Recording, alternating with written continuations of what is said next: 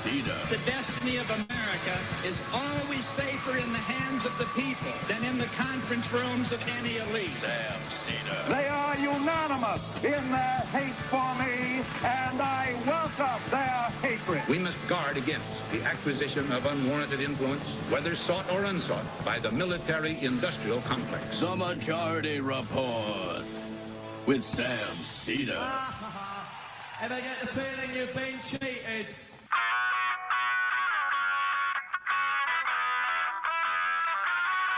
It is Thursday, June 6th, 2024. My name is Emma Vigeland, in for Sam Seder, and this is the 5-time award-winning Majority Report. We are broadcasting live steps from the industrially ravaged Gowanus Canal in the heartland of America, downtown Brooklyn, USA. On the program today, Alex Avina, professor of history at Arizona State University, on Mexico electing its first female president in a landslide. She's on the left. And later in the show, Dr. Dan Wilson of Debunk The Funk will be with us to combat some anti-vax misinformation. Also on the program today, Israel kills at least 30 Palestinians, mostly women and children, in a strike on a school that was acting as a shelter. CIA Chief Burns is back in Qatar trying to get Israel to agree to its own ceasefire proposal.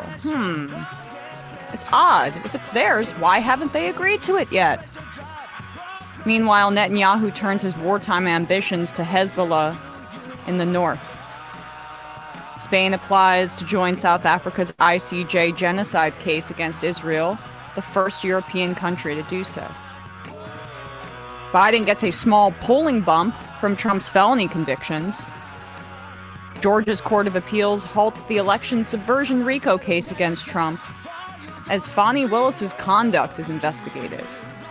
She really just not a case to be messing around with and putting somebody that you maybe slept with on. I mean, I'm sorry, I maintain that was a horrible idea. Also, the cop city prosecutor, so she can kick rocks. Yeah.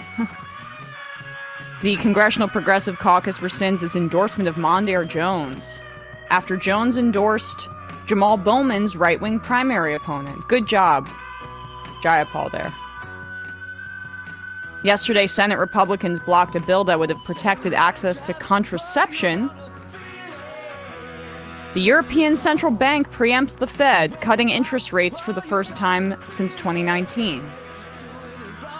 In Wisconsin, a warden and other prison employees were arrested and faced charges over horrific inmate deaths. Kathy Hochul torpedoes New York City's congestion pricing plan at the 11th hour, infuriating advocates and endangering $15 billion in subway and transit improvements. And lastly, the world has hit 12 straight months of temperatures breaking heat records. This May, the hottest May in recorded history. All this and more on today's Majority Report. Welcome to the show, everybody. It is an EmMajority Report Thursday. Hello, everybody. I'm here with Matt. I'm here with Bradley. Later on, we'll be joined by Matt Binder and Brandon Sutton for the fun half. Let's start here because we're in the midst of VP auditions, right? And for a while, I think we'd said that J.D. Vance should be the favorite. Doug Burgum is somehow still in the mix. Matt, you can probably explain that with some dollar signs, right? Doug Burgum is a North Dakota billionaire who got his billion selling the company to none other than Bill Gates. So Trump would probably like some of that Bill Gates money. Thank you. Well, I am the Vax guy, right? He is the Operation Warp Speed guy, so that's some synergy there. But another person who is auditioning for VP is Florida Republican Representative Byron Donalds. And earlier this week, he was at an event in Philadelphia called Congress, Cognac, and Cigars. Oh, baby. And he made some outrageous comments about Jim Crow that made headlines, and here he is on with CNN's Abby Phillip, who asked him here to clarify his statement, and you'll hear his statement at the beginning of this exchange, this interview. Good evening, I'm Abby Phillip in New York, and I want to get right to it tonight. One of Donald Trump's vice presidential contenders, Congressman Byron Donalds, he made some comments that has a lot of you talking and a lot of Democrats fired up. I'm going to speak with him live in just a couple of minutes, but here are the original remarks. They were made as a part of a pitch to Black voters in Philadelphia, and I want you to hear it in its full context. Listen. I grew up with my mom. My dad and my mom, things didn't work out. As an adult, I look at my father and I say, bro, I don't know what happened, but you my father and I love you. Wow. I don't know what happened. I wasn't there. Wow. But I'm gonna tell you this, growing up, the one thing I knew I wanted to do, and this is not about my father, this is about what I wanted to do, is I wanted to be a father to myself. Wow. And so one of the things that's actually happening in our culture, this is just Cosby stuff, by the way, politics, is the reinvigoration of Black families with younger Black men and Black women. And that is also helping to breed the revival of a Black middle class in America. You see, during Jim Crow, the Black family was together. That's right. During Jim Crow, more Black people were not just conservative, because Black people are always a bit conservative-minded, but more Black people voted conservatively. And then HEW, Lyndon Johnson, and then you go down that road, and now we are where we are. What's happened in America the last 10 years, and I say it because it's my contemporaries, it's Wesley's contemporaries, you're starting to see more Black people be married in homes, raising kids. It's when you home with your wife raising your kids, and then you look at the world, you're saying, now wait a minute, time out. This does not look right. How can I get something to my kids? It goes back to the conversation of generational wealth. Not just having a job, generational wealth. Now, we should note that many Democrats who jumped on Donalds today claimed that he said that Blacks were, quote, better off. As you heard there, he didn't use those exact words in the clip, but the congressman joins me now to talk about that. Congressman, thank you for being here. I want to just focus on really the substance of what you were saying or trying to say in that clip. What did you mean by Black families were more together during Jim Crow? Frankly, what that is about the empirical fact that before the Great Society, before Lyndon Johnson's policies, there was more Black families united. The marriage rate in Black America was significantly higher before the Great Society. Can we pause it for a sec? All right, so I wanted, good on Abby Phillip for giving the full context, because he's claiming that it was taken out of context. I think it was quite clear what he was trying to say there. He's saying that Black families were better off before Lyndon Johnson's Great Society, which advanced civil rights for Black people in this country, the Civil Rights Act of 1964, which was a part of desegregating our schools. Employment discrimination was outlawed at that.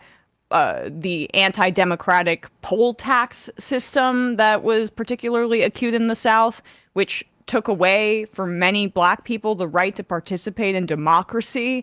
That was a part of the Great Society. The literacy tests that were a part of disenfranchising Black people. Like, that's the substance of what the Great Society was under LBJ. But notice how everything he is working backwards from is the notion of a nuclear family for Black Americans. And that is the kind of number one indicator of how better off people were during this time period, when in reality, that is not a good marker for prosperity, for equity.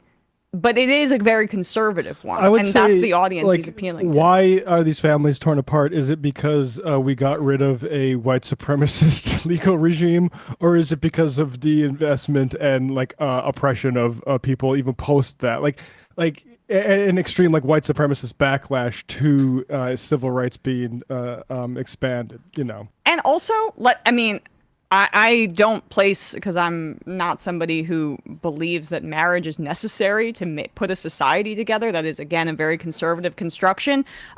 There's also something to be said where, like, there were fewer divorce rates across the board. But if you were to ask women, were their rights more respected during that exact time period, regardless of race? They would not say that. I mean, this was pre-no-fault divorce in many instances.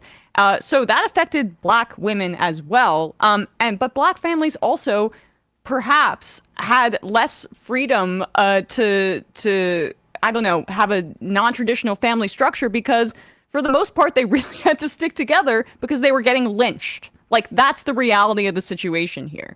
But and you had a lot of communities being, torn apart because of migrations from the South, Right. for instance, like that. Like, there are a lot of things going on besides white people gave up Jim Crow, and now all of a sudden Black men don't know how to behave.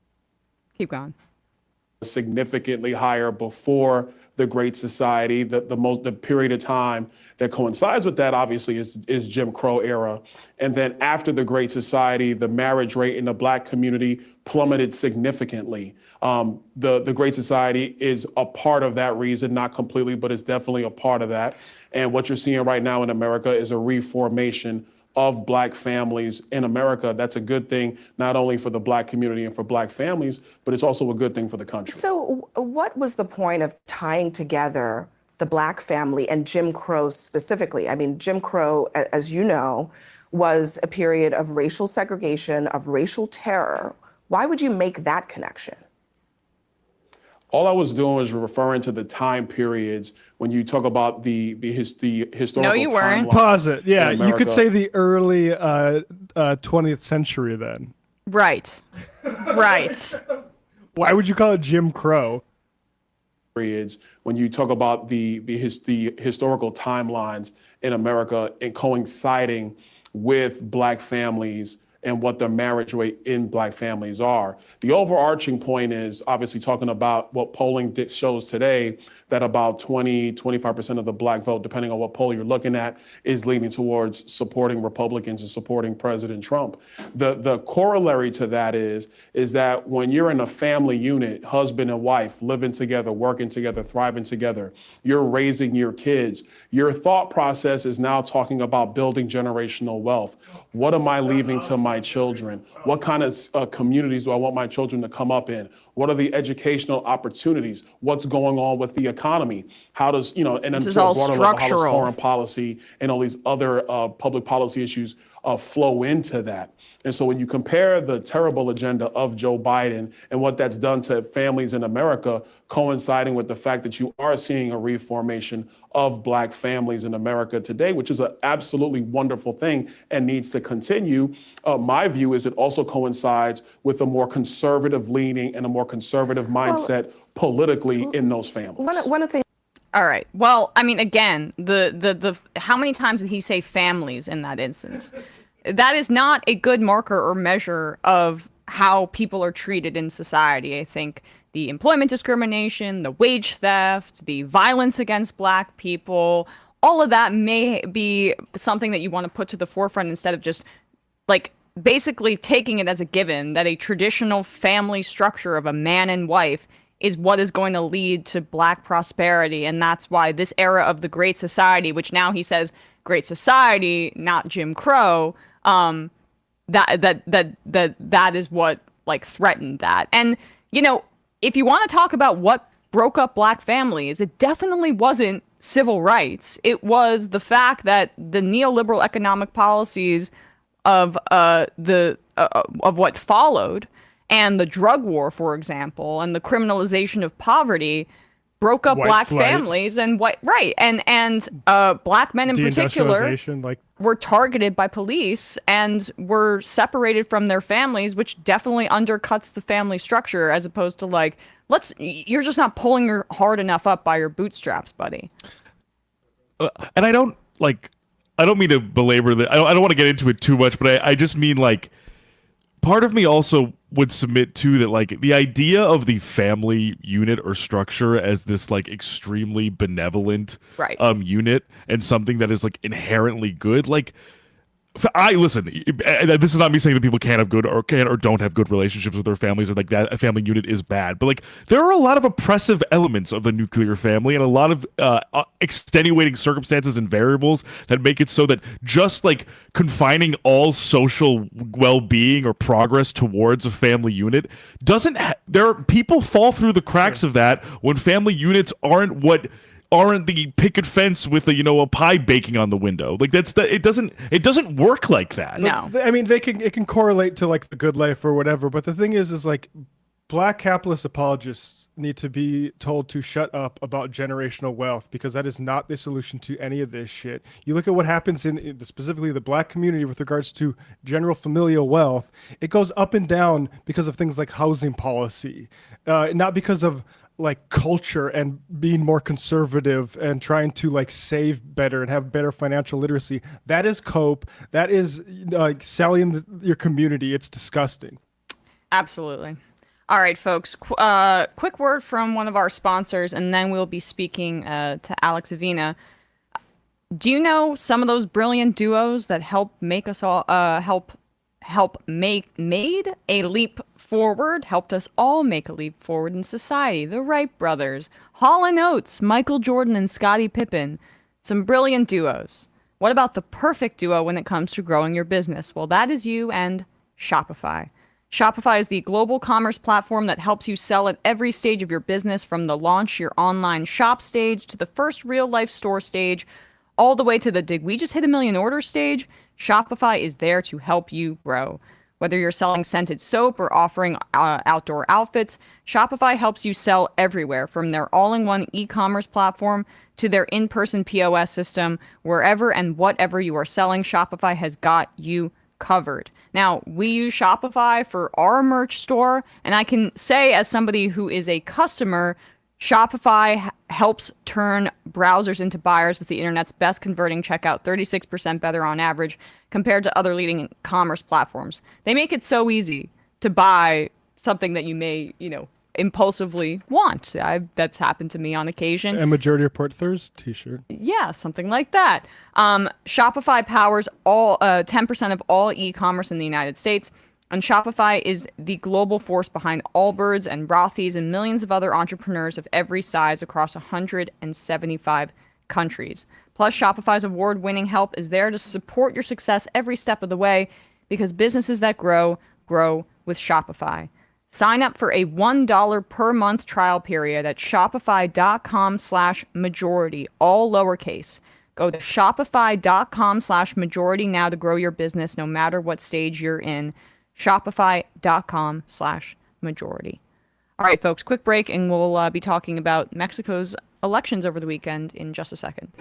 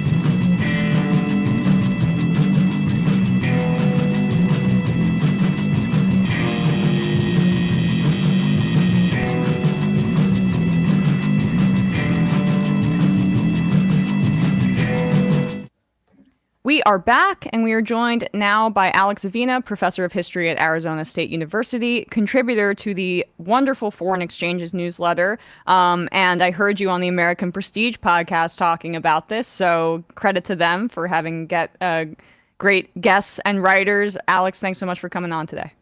Oh, thank you so much. I appreciate the invitation. So a massive historic election over the weekend in Mexico. Mexico elected Claudia Sheinbaum, is it? Sheinbaum. Sorry. Sheinbaum. Okay, I got it right on the third try. Sheinbaum to be their next president in a landslide, and she's the first female president in North America, the first Jewish president, and importantly, she ran on a pretty left platform. What can you say about Sunday's results? They exceeded all polling expectations. I think it's a blowout again, and it's even more of a blowout than Andrés Manuel López Obrador, also known as AMLO, his victory in 2018. So President-elect Claudia Sheinbaum won. I think right now the official result should come out this week, if not today. She won 60% of the vote. Her nearest competitor, Xochitl Gálvez, won like 28%. It's just a blowout, 32-point margin. Claudia Sheinbaum's political party coalition, Morena, and their two allied political parties won a supermajority in the lower house of Congress, and they got within 4 seats of a supermajority in the Senate. And I stress the supermajority part because that's what they're going to need to, if they try to enact some of the more, some of the main components of President-elect Sheinbaum's campaign platform, like this 20-point program that has a lot of similarities with a program that AMLO has been banding about for about a year, I think. Can you talk about that platform and that 100-point program? Because there's a lot of good stuff from my read of it, but I know that there are some obviously leftist critiques of AMLO and of the party Morena. But the platform in and of itself is pretty exciting from my standpoint. I mean, I think it's a pretty standard platform of a reinvigoration of the welfare state, and it's trying to enshrine constitutionally and legislatively a lot of the goals of the 4T, the fourth transformation, as AMLO refers to the ascendancy of Morena to the presidency in 2018. Right, he refers to it as the fourth pivotal moment, transformative moment in Mexican history. The first being independence, the second being liberal ascendancy in the late 19th century, the third being the Mexican Revolution in 1910. So from the beginning, this moment and this movement was classified as a historically transformational movement. And to enshrine things like, and these are some of the things that unsettles not necessarily leftists perhaps in the US, but definitely kind of like the mainstream normie class, think tank class, like the direct election of judges, including judges to the Supreme Court. That's one of the platforms. There's an effort in there to get rid of some autonomous agencies. That's also troubling to many, the electoral agency, the transparency agency. But there's also things like trying to enshrine some of those social welfare programs that AMLO has instituted during his time in presidency, going back to 2018. So some of the labor legislation that was passed. I mean, if we think about why this was such an overwhelming blowout win for Sheinbaum and AMLO and Morena, a lot of it has to do with just they made a direct impact in the everyday lives of the vast majority of working class Mexicans with things like they increased a massive increase in the minimum wage. They got rid of subcontracting, so workers could finally be formalized and enter and obtain Social Security benefits. Some of these cash transfer programs that were implemented affect or impact like 7 to 8 out of every 10 Mexican families.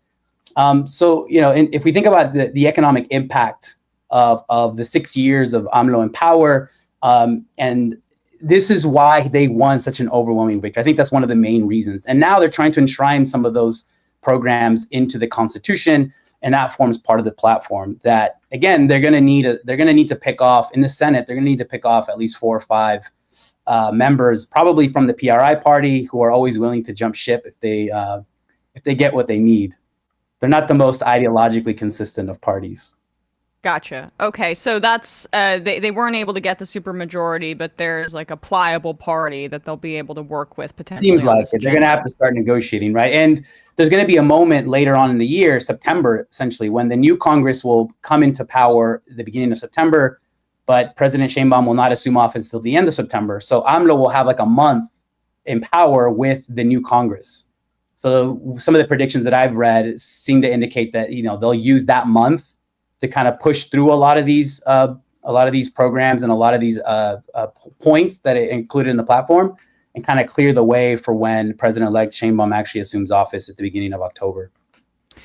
So you mentioned how AMLO and Morena basically delivered for everyday Mexicans, and that they shored up their coalition through his 6-year term by doing so. Can you just elaborate on that? And how did AMLO's presidency shift potentially the demographics that of working class voters or people, or regular everyday voters, versus a more liberal class that potentially kind of more populated left of center coalitions in the past? Yeah, that's a good question. I think one of the things that we've seen, if we compare kind of the voter demographic or the supporter demographic of AMLO and Morena from the 2018 election to today, it's become a lot more working class.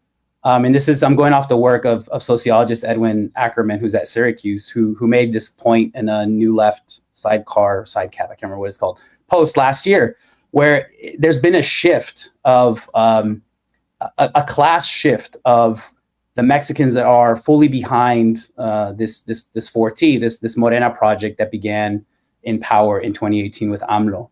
So from the demographics of it, it looks like it's become a lot more working class.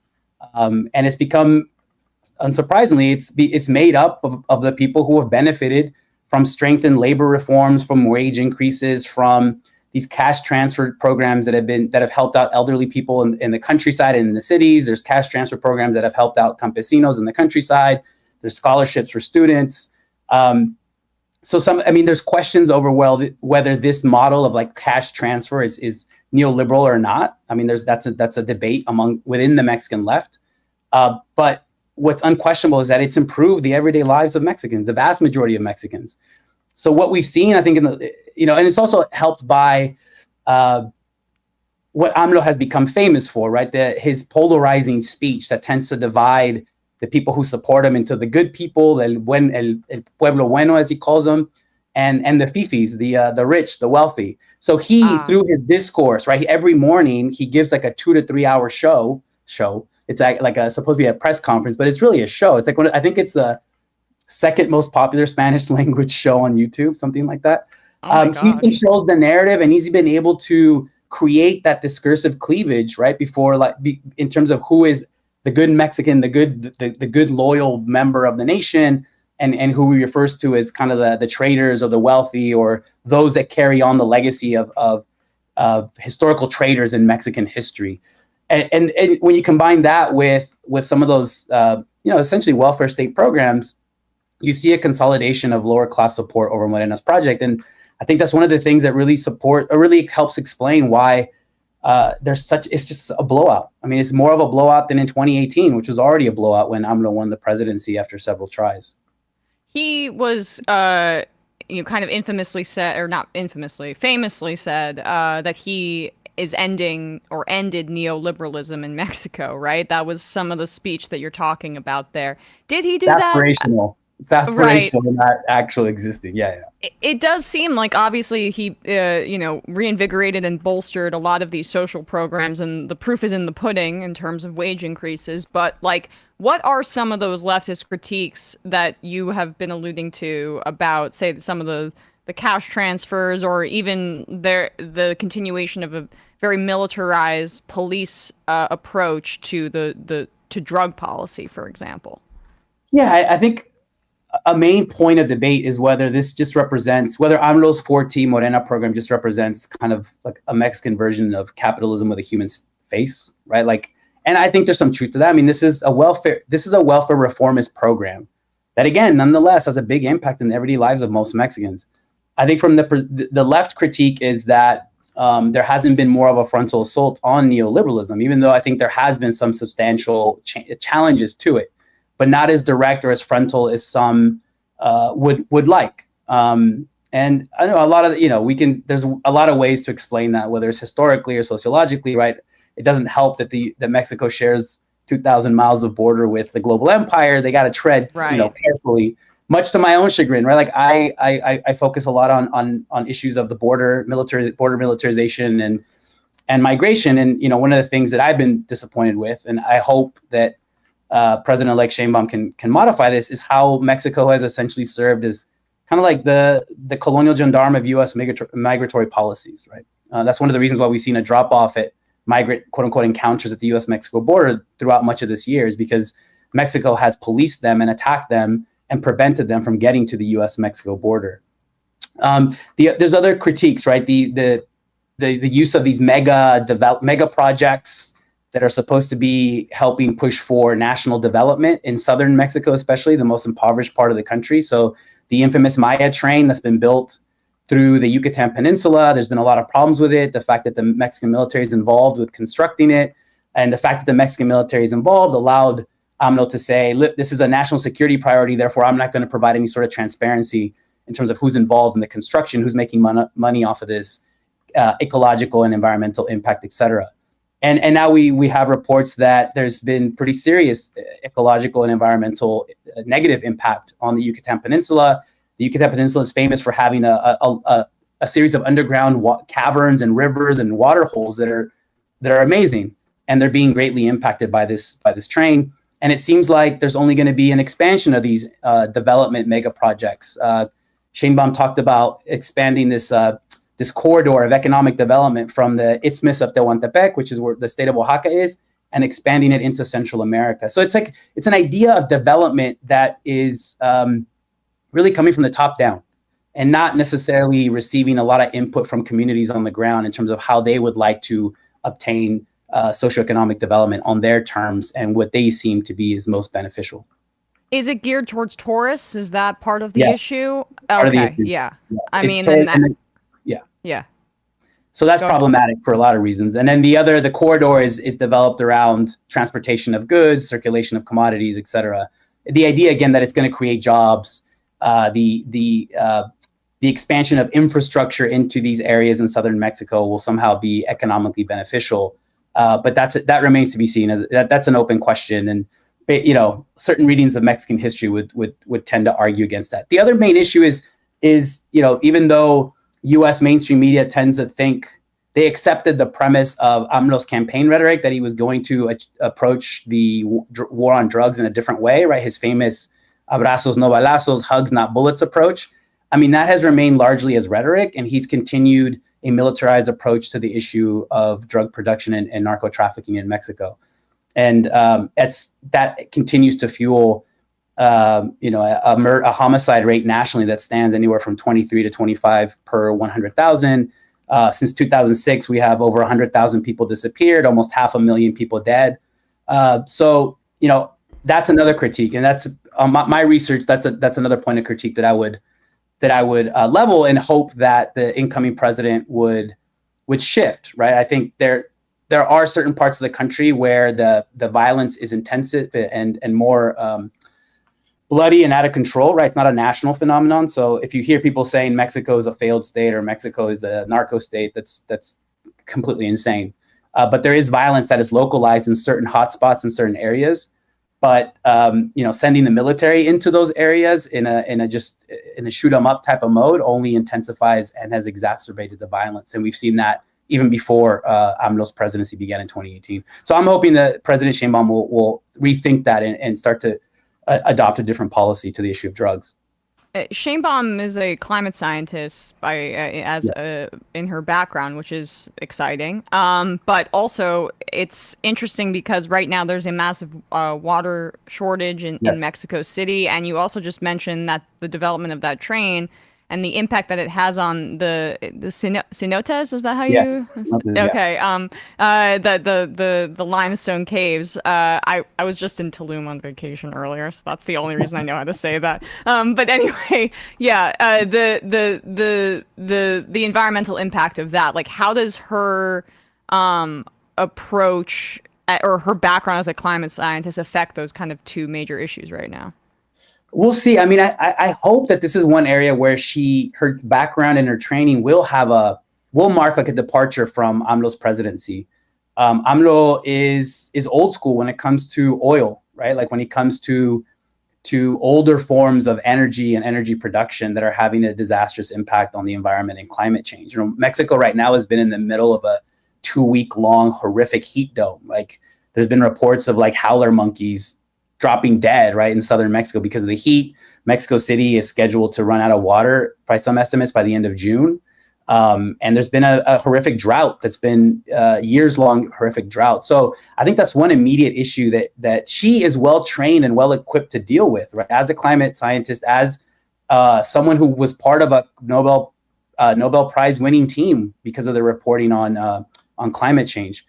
So for her, she's going to have to balance what the 4T and what I refer to as energy sovereignty with these very immediate pressing issues in relation to the environment and climate change, right? So how one of AMLO's big mega projects was to build a oil refinery in his home state of Tabasco that by some accounts has not even produced 1 barrel of oil yet, refined oil yet. So, you know, will she, you know, I hope that she will move away from that type of older energy production models and to start looking at more, I guess, eco-friendly or green models, but she will do it within the framework that emphasizes national sovereignty or state sovereignty over the production of green energy. And that's going to be a big challenge, right? Capital today does not look kindly on the nationalization of key, you know, minerals and sources. And AMLO did nationalize Mexico's lithium. But I think the challenge is going to be how to maintain what they refer to as energy sovereignty, but to do it within a way that looks to green technologies that is controlled by the state on the terms of the state to benefit the Mexican people and not to benefit transnational corporations. Right. And so the relationship with the United States, what did you make of Biden's announcement about his, I mean, clearly in my view, illegal executive order of shutting down amnesty, and basically if crossings exceed 2,500 in a day, then he can shut down all, or not amnesty, I should say, asylum seekers from coming into the country, which is illegal under domestic and international law. But putting that aside for just a second, the timing of it seemed particularly interesting to me because Shane Baum had just gotten elected, and obviously there's a relationship between Mexico and the United States that can be antagonistic, but for the most part, it seems like Mexican politicians have felt that they need to maintain that relationship for economic reasons and for just like empire reasons. What is her rhetoric on that front? Because I should also say she's a Jewish woman, and she's been photographed in the keffiyeh and has been critical of Israel. So there's some tensions there, I would imagine.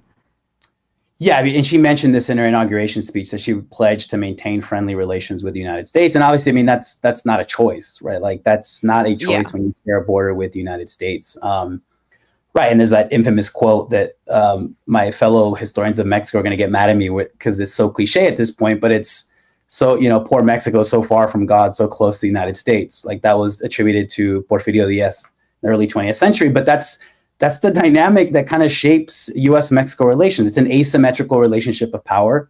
And AMLO demonstrated an ability to negotiate really pragmatically with both Trump and Biden, right? So he essentially traded certain forms of Mexican sovereignty in exchange for doing their dirty work when it comes to controlling migratory flows. And, you know, Biden's order is obviously illegal. I mean, I think, yeah, and I saw that the ACLU is going to challenge it right away. You're exactly right that it violates both U.S. law and international law when it comes to asylum and refugee seekers. But, you know, how do you maintain friendly relations in this context? You know, what I see as the three main pressing issues for Mexico are can only be resolved in transnational ways with the collaboration of the United States. And that's security and the issue of drugs and violence, the environmental issues, and migratory flows. I mean, Mexico can do a lot on their own to address those issues, but they fundamentally, to be resolved, they have to involve the participation of the United States in a meaningful, respectful way that addresses the root structural causes of all three of these issues, right? So AMLO had a phone call with Biden right after Biden announced his so-called closing of the border. And according to what I've read and maybe the Mexican readout of the talk, AMLO did mention, sanctions against Cuba and Venezuela as root causes of some of the migratory flows and the need to get rid of those. And I think that's backed up by a lot of the research that folks have been doing and studying, the majority of people that have been coming through Mexico into the United States to seek asylum many have come from those two countries. So I don't know, Sheinbaum faces a really difficult challenge to maintain friendly relations with the U.S. at the same time, while trying to remain faithful and committed to some of the progressive or even leftist issues that they say are important to their political project. And for me, the two that are, again, going to really challenge those national commitments are the issues of security and drug trafficking and this issue of migration. Lastly, going forward, I guess from the perspective of just like looking at this historically, the fact that she exceeded AMLO's basically massive win in terms of turnout and percentage, and people should know that in Mexico they have 1 6-year term and that's it. Yes. What are the overarching takeaways for what this represents in Mexican politics, given the fact that she was able to build off of his success electorally? I mean, this is a incredibly important historical moment, I think, right? I think it does matter, and I think it will matter beyond just symbolism that it's Mexico's first president, woman president, and it's Mexico's first Jewish president. I think that's going to have a big impact. And when we look back on this historically, this is going to emerge as a key moment in Mexico's, what they refer to as Mexico's democratic transition, right? This moment that began in the year 2000, when the ruling party, the PRI, had been in power for 7-8 decades, and they allowed themselves to lose a presidential election, and the right wing, it took power. So now we're in year 24 of that what I would refer to more as a limited democratic transition. And this is going to represent potentially a watershed moment. Not just because of who she is and what she represents, which I think it is important within the longer flow of Mexican history, but she's also facing really urgent issues that she's going to have to deal with, right? So how she deals with these issues, it's going to determine how she's remembered historically as someone who was innovative and radical and was pushing, actual solutions to deep structural issues. Or is she just going to continue longstanding patterns of Mexican presidents who seem to be progressive rhetorically, but secretly and internally they're doing the bidding of the United States? Let's not forget that during the Cold War, 4 Mexican presidents were on the payroll of the CIA. There's actual evidence that demonstrates, right? So, and AMLO, talked a big game during his 2018 presidential campaign. He wrote a book going after Trump. And then once he assumed the presidency, he actually had a pretty chummy relationship with Trump, right? So, and again, there's all sorts of structural reasons why Mexican presidents have to play nice to get along with the United States. But, will she offer a different way forward? Will she offer different solutions to really pressing issues that are afflicting the country, not just the country, but also afflicting the world? And the final thing I'll say, it's Mexican opposition political figures and media figures in the last week have been losing their minds and really demonstrating publicly horrific, they've basically demonstrated why they've lost 2 elections in overwhelming blowouts.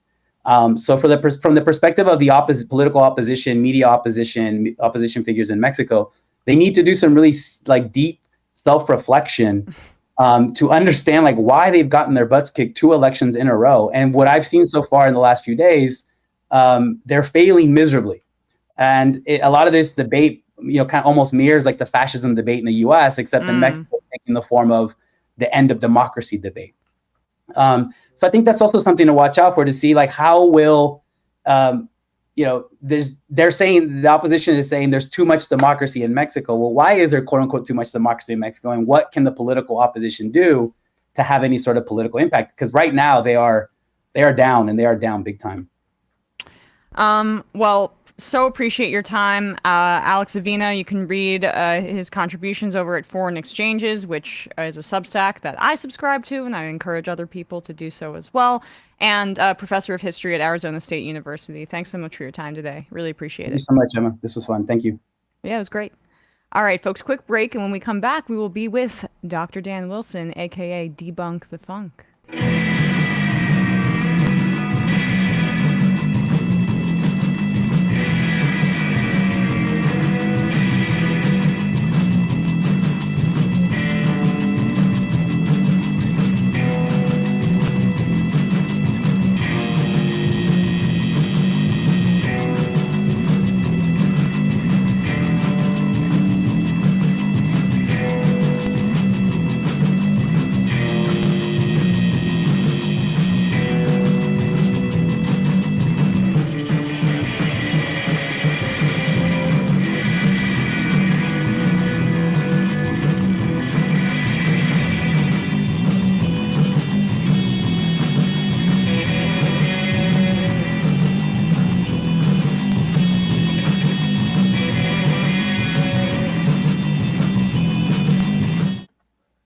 We are back, and we are joined now by Dr. Dan Wilson, molecular biologist, host of the Debunk the Funk podcast and YouTube show. Dan, thanks so much for coming on the show today. Hey, thanks for having me. Glad to be here. So tell us a little bit about how you got into YouTube and podcasting, because my understanding is that you started your show in 2020 amidst, obviously, a fever pitch of anti-vax misinformation. Yeah, so I actually started my YouTube channel not thinking about the COVID pandemic at all. When I was much younger, I actually used to believe a lot of conspiracy theories. But then through my journey of becoming a scientist, I moved out of that rabbit hole. And now looking back, I think teaching about science from a perspective of this is what conspiracy theorists get wrong, and these are the actual reasons, and let's dive into it. I think I can kind of bring a unique perspective to that kind of angle of education. So towards the end of my graduate degree, I just said, I want to make a YouTube channel, and I did. And then COVID happened. So it kind of took off. But I originally wanted to just address anti-vaccine myths that have been around for decades. And kind of still doing that in the COVID era. So what are those major myths? Like, what were the myths that preceded COVID about vaccines? And then there were obviously a host of insane things like myocarditis, like everyone needs to be taking hydroxychloroquine, like the natural immunity myth and all that. But before COVID, there were anti-vaxxers out there kind of bubbling beneath the surface. What was that discourse like at the time? So it was pretty similar to what we see today, actually. A lot of the common claims about why people are afraid of or don't like COVID vaccines were also applied to childhood vaccines many, many years ago. So you mentioned myocarditis. That is a possible rare side effect of mRNA vaccines.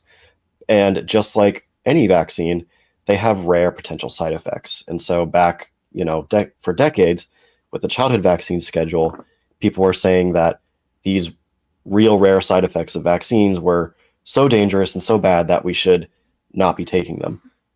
When in reality, they are very rare, and the benefit that vaccination grants us very greatly outweighs the risk posed by the disease that we're preventing.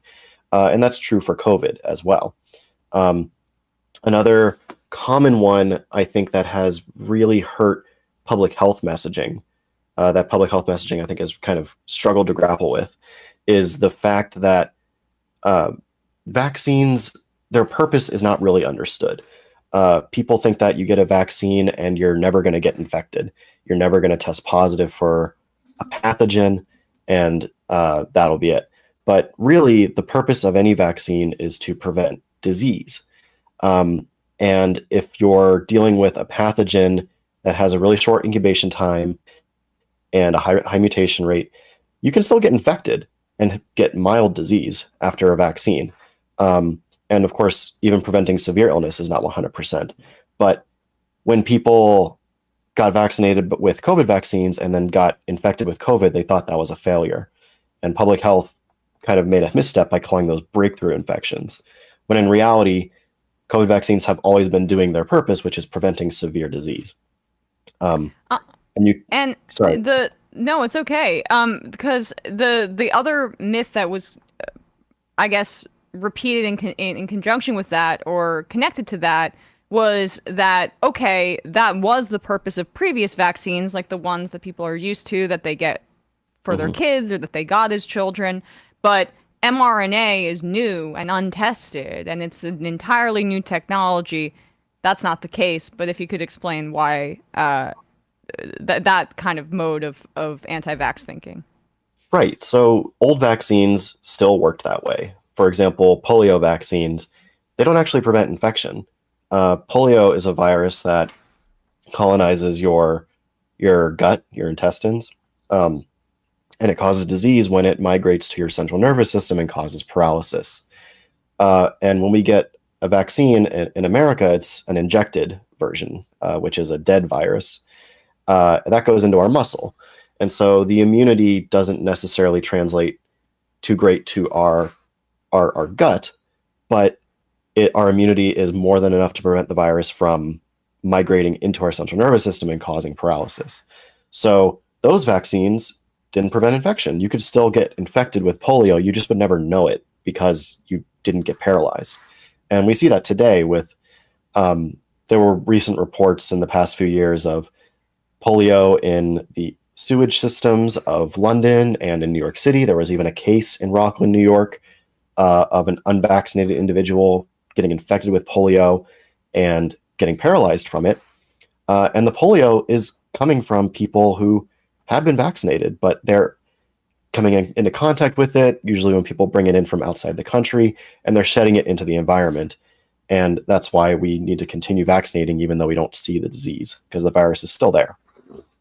Right. And I mean, we're seeing, I'm not sure what the status is of COVID infections. Obviously, it's a lot. Deaths are down, hospitalizations are down, but it's still present in the population. I mean, what are you seeing basically on that front, and in terms of people continuing to get boosted as well? Yeah, so, I mean, the virus is going to be with us for pretty much ever. There's no reason to believe that it's going to be going away anytime soon. So it's still circulating, it's still causing infections, and it is still causing deaths. But unlike 2020 and 2021, and even winter of 2022, where we were seeing lots and lots of deaths and hospitals being overwhelmed, now there's a pretty high rate of immunity in the population, thanks in part to vaccination and thanks to just infections, people recovering from infection. So those two things are going to make the severity of the disease in the general population go down because you have immune memory to the virus. Even the new variants circulating, you still have immune memory that can broadly apply to all of these variants. But the people dying from it, from what I understand, hearing from clinicians, including one clinician in particular, Dr. Daniel Griffin, he is saying that most of these people who are dying are people who are extra vulnerable to COVID. So immunocompromised or very elderly, lots of underlying conditions. And although the absolute number of these people dying is way, way lower, it's still happening. And so those people are the ones that might be advised by their doctors to get additional boosters, be aware of whether or not they're getting infected, to promptly get early treatment so that they can just reduce their chances as much as possible from of getting into the hospital or other severe outcomes. But vaccination has greatly reduced the risk or the burden that this pandemic has put on the population and the healthcare system. And in terms of other anti-vax myths that we see, we also hear about the concept of vaccine injury, right? And how there are people who are recovering from vaccine injury as it relates to the mRNA COVID vaccines. What what is that? And how much of that is actually verifiable in any real way? Yeah, so I mean, no medication, no intervention is going to be 100% safe. So there are going to be some people who have adverse outcomes from vaccination. And the question always is the intervention, are the benefits that it's granting us outweighing the risks? And scientists have done exhaustive efforts to characterize these adverse events, these vaccine injuries. And every study from multiple countries using very huge populations and trying their best to account for confounding variables, they keep finding the answer that these events are really rare, and the benefits are still outweighing the risks, especially since the risks that COVID, the disease, poses to the individual, the severe outcomes that they bring are going to be much more likely than what's brought by the vaccine, myocarditis being one of them. Myocarditis can be a rare side effect of mRNA vaccination, but it's rare and often way less severe than what we see with infections. Infections can more commonly cause myocarditis, and the disease course can be often more severe. So those are the things we look at, but it's important to also acknowledge that, yeah, those vaccine injuries are real and rare, and those people do deserve compensation. Right. And that's why we have systems in this country like VAERS, where people can report, and there's a court system that people can go through. But as you say, it's incredibly rare in those instances. What did you make of the promotion of alternative treatments like ivermectin and hydroxychloroquine as opposed to the vaccination? I don't know how you're really sticking it to big pharma by using tried and true pharmaceutical products from them, but for other purposes, right? On a monthly basis. Yes, prophylactically. How did those theories originate? Like, what was some of the misinformation that led people to these medicines? And why are they wrong? I mean, so there's a lot to cover there, but yeah, it is bizarre that people who are anti-big pharma, anti-vaccine, all these things, like Joe Rogan, for example, will sit on his show and just trash vaccines all day. But then for a while, he was talking about how amazing monoclonal antibodies are and why isn't the government using that more? And it's like, Joe, those are like tens of thousands of dollars per dose, and the supply is limited. So not everybody can get those. And so it's just like total just absent-minded thinking on that part, just wanting to trash big pharma in one way, but then promoting it in another way. But then there were also treatments that were not effective, like ivermectin and hydroxychloroquine, that got these huge boosts in popularity. And I think the reasoning for why those took off can vary case by case. In the case of hydroxychloroquine, it was highly politicized after Donald Trump said it works. That just caused a huge mess, and people ran with it. But scientists did their due diligence. They did what they are trained to do. They did what they do for a living. They ran randomized controlled trials because they thought, well, let's see if it does work. And it just doesn't work for COVID. And the same with ivermectin. In that case, it wasn't so much Trump, but it was a guy named Pierre Corey who has a medical degree, and he went in front of legislators and just gave a very impassioned speech about how ivermectin is a miracle cure. It obliterates COVID. And that was at a time when even observational trials, so weak, low-powered studies, weren't that great in number when it comes to ivermectin and COVID. And he was just saying that, and it went viral. And so I think that kind of sparked the blaze that was the ivermectin nonsense.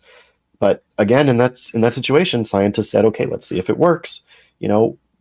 2,000 Americans are dying a day, and doctors are desperate to find anything to help their patients. Let's see if it works. It just didn't. There were so many randomized controlled trials at this point that just show ivermectin just didn't work.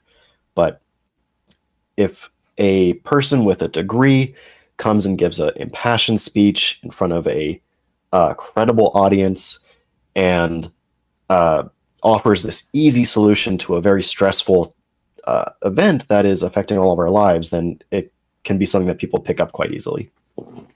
Right. And who were some of the worst purveyors of that? I mean, you mentioned Joe Rogan, but I know that you've locked horns with Bret Weinstein and his brother Eric. Although I guess Eric walked it back after he said it must be safe because good old, wonderful, and moral Israel gave it to their citizenry, so they would never do such a thing like hurt people intentionally. Like, who were some of the worst, I guess, anti-vax influencers that you had to deal with, and what was it like covering that?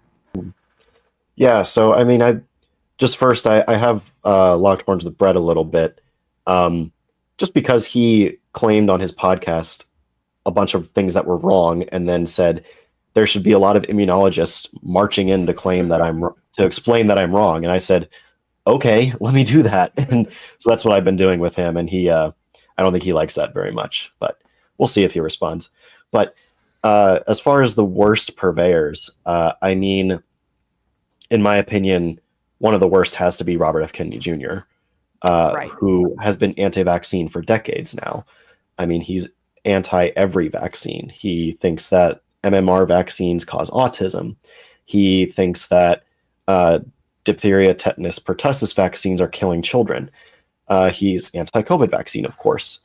And it's just, there's so much misinformation that he has peddled over the years, and he's done so much harm, actively spreading ideas and convincing people of things that are going to get them hurt, if not killed. And I think that's really, really awful. But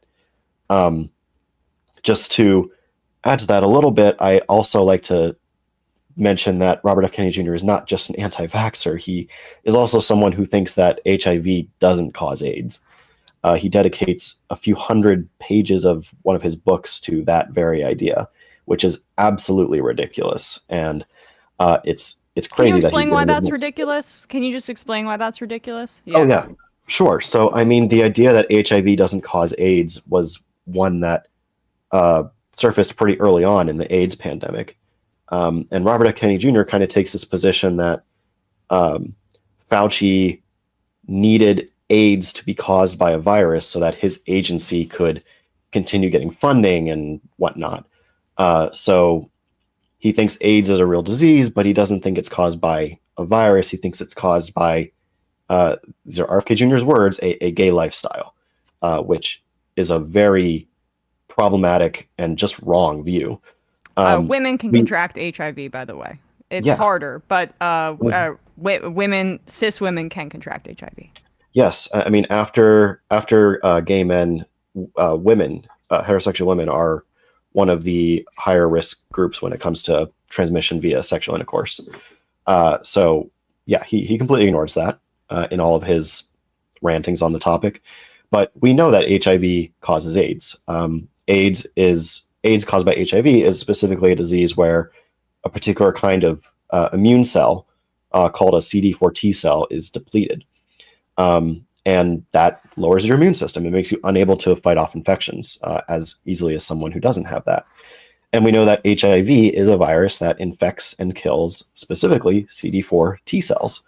That's been demonstrated in the lab. It's been demonstrated in human-to-human transmission. We understand how the virus enters cells and kills cells. And we know how to block the virus from actually entering these cells and killing them. And when we do that, we see AIDS reverse. So if AIDS is not caused by the thing that you're preventing with a medication, then what's it caused by? So you could go on for lifestyle. A long time. It's God just saying you like too much share. I mean, that's it's a dark joke, but like that, I mean, that really is extremely disheartening and depressing as someone who lost a family member to AIDS. Like the fact that we basically are back there with the discourse is anyway difficult. And like, what do you make of his popularity? Because he refuses to say that he's anti-vax or that this is an anti-vax campaign much in public. It's a lot of like, I'll say it and wink and nod at my supporters, but the campaign is, he says, I'm not anti-vax, right?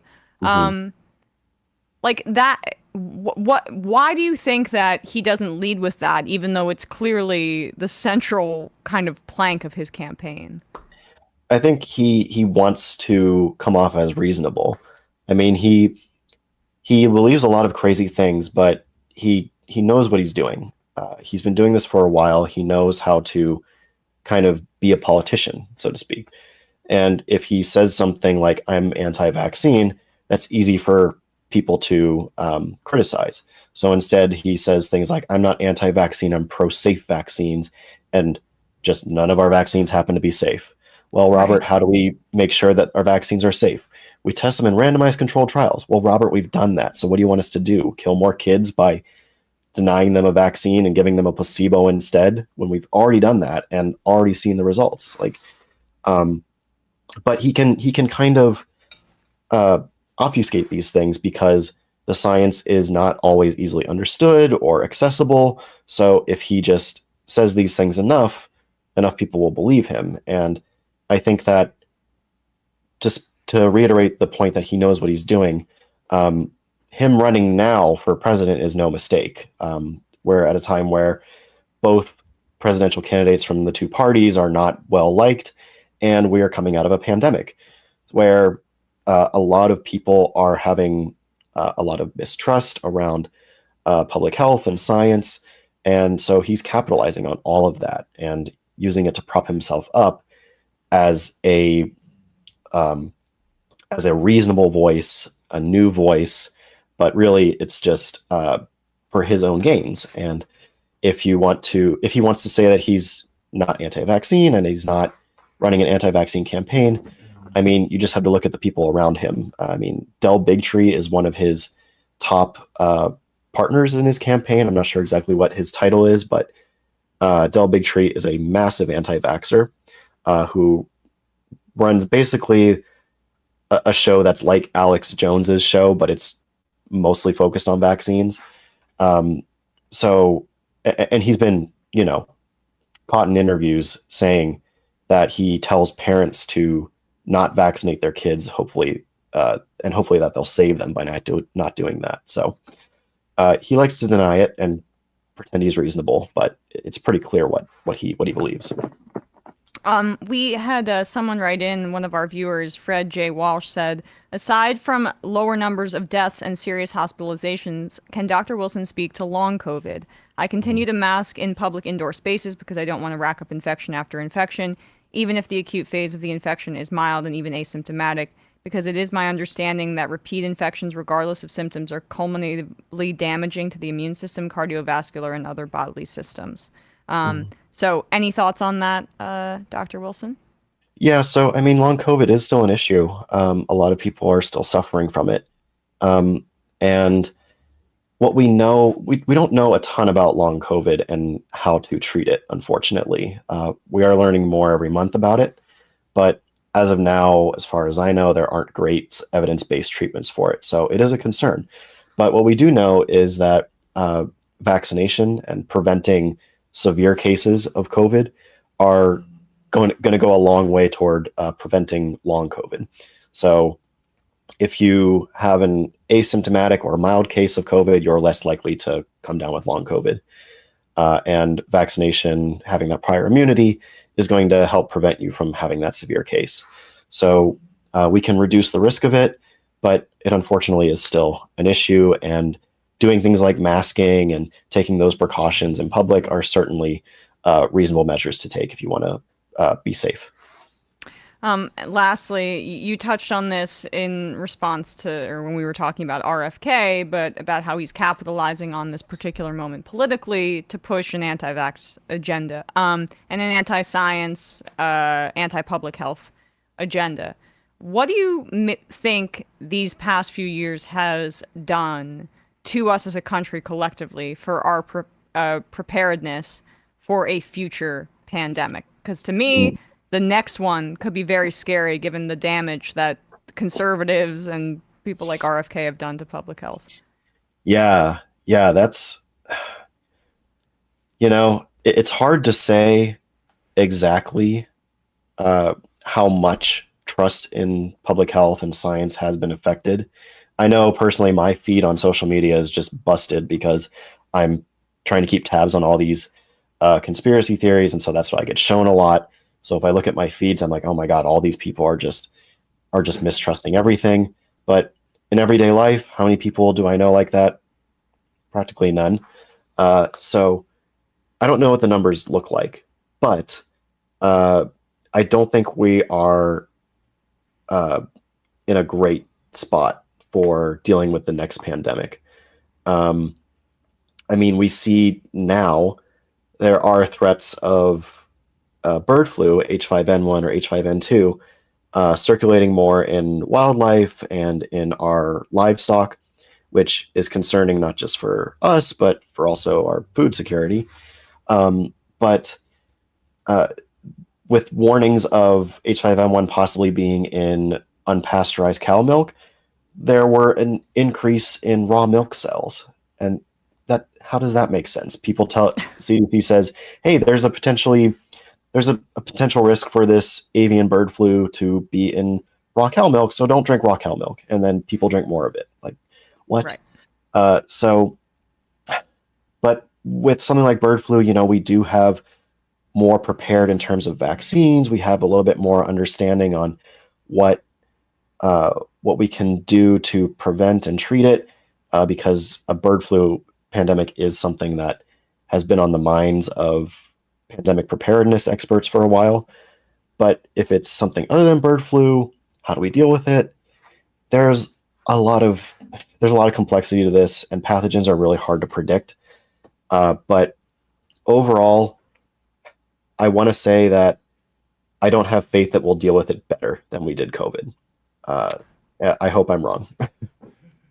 Well, really appreciate your time today. You can find the Debunk the Funk YouTube channel in our description, or you could just look it up. Dr. Dan Wilson, molecular biologist, host of Debunk the Funk. Thanks so much for your time today, Dan. Really appreciate it. Thanks for having me. I really enjoyed it. All right, guys, with that, we're going to wrap up the free part of this program and head into the fun half where we will read your IMs, take some calls, do some clips, all that good stuff. Matt, what's happening on Left Reckoning? Left Reckoning, Mike Preisner. We're talking about Tulsi Gabbard and what she's actually doing when she's in, say, the Horn of Africa. And Mike read Tulsi's new book. I did not, because it was not on my file sharing website, and I'm not going to pay for that. Don't. But we'll be talking about that for Patreon.com. Patron members, hey, become a patron of Left Reckoning, and I'll even put myself on camera to make that appeal. Wow. There, and because we like patrons over there. Patreon.com/Left Reckoning, where you can get the post game where we talk about Bill Maher, who had, if you can believe it, some opinions about college students. No. And also Nelson Mandela and apartheid, which maybe we could even get to that in the post game here. Patreon.com/Left Reckoning. Support David and I. Who was the guy? It was Jerry Seinfeld, who was saying that the traditional masculine man was Muhammad Ali, and it was like, don't look into his opinions on Palestine. I saw him in a keffiyeh photograph the other day. Yeah, no, you said Mandela or Muhammad Ali? No, he said Muhammad Ali was like. Right. I was just thinking for some reason about that, but a picture of traditional masculinity as he was talking to Barry Weiss, and yeah. Michael Richards will be on Jesse Waters' program tonight. Oh, he will. So Kramer is now going to have his say. What's he doing? Yeah, it's when it literally the promo goes, and he's going to talk about what the deal is with comedy these days. Right. No, I was just thinking about how these kind of reactionaries work backwards and like rewrite historical figures in their minds in order to justify. It's wild to see like Bill Maher say, "Hey, Right. I know everyone loves Mandela." In 1999, Mandela, in front of Yasser Arafat in Gaza, said, "You take the peaceful route unless you get nowhere through that, and then you can turn to violence." He literally said that. That's just Mandela's words. YouTube, don't censor me. Don't censor me. Mandela was on the U.S. terror watch list while real time was on air. But like, and not because he like. Frankly, in The Long Walk to Freedom, he literally says escalating towards tactics including sabotage and terror is something we were prepared to do if we did not get any traction for our righteous movement. Now, that is a difficult thing to even talk about. With liberals, That's actually, yeah. or even in a moderated space. But you don't see any of the free speech warriors say you can't really talk about Long Walk to Freedom anymore because that they don't actually give a shit about that. They'd rather like Bret Weinstein or RFK be able to kill people with crappy medical advice. We have Brandon and Binder here. Let me get them. While you bring them up, I'll just say you guys should check out ESPN. We did a pretty deep dive into the right-wing reaction to Caitlin Clark, as well as we previewed Celtics, Mavs, Panthers, Oilers. Celtics, Mavs starts tonight, so youtube.com/ESPN show for that. And there we go. We have our friends here, Matt Binder and Brandon Sutton. What's up, guys? Hello. Hello. How are you? Nothing much. I am fine, and nothing much is going on with Brandon, but maybe something's happening on the discourse. Yes, we have a new episode for you guys out this weekend. And by this weekend, I mean the weekend coming after today. So I guess that's next weekend, but whatever. Where we talk about Biden's new asylum policy, Trump's various convictions, and the path forward for democracy. So really lofty things. Yes, big ideas. Check that out, folks. Matt Binder, what's happening on your shows? Sure. So it was a crossover Doomed and Scam Economy episode this week. The podcast will be up shortly at doomedcast.com and scameconomy.com. And also the live stream version is at youtube.com/Matt Binder. I dove into the recent charges against the Epic Times CFO. Who was, if you're wondering why the Epic Times has been so successful over the past few years and have raked in tens of millions of dollars more than they've ever made any year before that, they would have told you it was because an uptick in donations, but apparently it's because they were stealing funds from via fraudulent purposes, like stealing fraud, like unemployment money from people, and then money laundering it through various crypto firms and bank accounts, and then putting it in their accounts. So it was it's a very funny story. Check it out. It doesn't seem super sustainable, I gotta say. No. Right. But I've been waiting for someone to do a deep dive, so I'm going to check that out after the show, honestly, your episode. Yeah. What's great is like they would have caught this guy because you had like multiple banks and even multiple crypto exchanges reaching out and being like, "Hey, where's this money coming from? You're doing a lot of transactions and it's a lot of money." Yeah. And he was telling them donations. And then when a congressional office reached out to him to ask where Epic Times gets its funding from, he was like, "Yeah, we don't make anything from donations, really." So that was where it all sort of fell apart. Contradictory, yeah. Yeah. Donations of some kind. Right. All right, well, check that out, folks. Doomed Scam Economy crossover. And Clay Donius writes in, as a Left Reckoning patron, I can't recommend it enough. No, you can't. So there you go. Look at that. All right, guys, we're going to head into the fun half, and we are going to debut. We don't have graphics for it yet, right? But we have a still image for it. The new EmMajority Report fun half song. Am I going to be able to hear this? Well, unless Bradley wants to play it over. No. Okay. People can look at it later. Why don't you just leave? Why don't you just leave the video of me, Brandon, and Emma, and we'll dance to the music for everybody. Oh my God! No. Because you're not going to be able to hear it either unless you. You won't be able to hear it, but you guys can go back and listen to it. I think you'll enjoy it. It is pretty incredible. I have a hard time listening to myself for that long of a period of time. But all right, here we go. Heading into the fun half, where the number is 646-257-3920, and the new fun half song, go.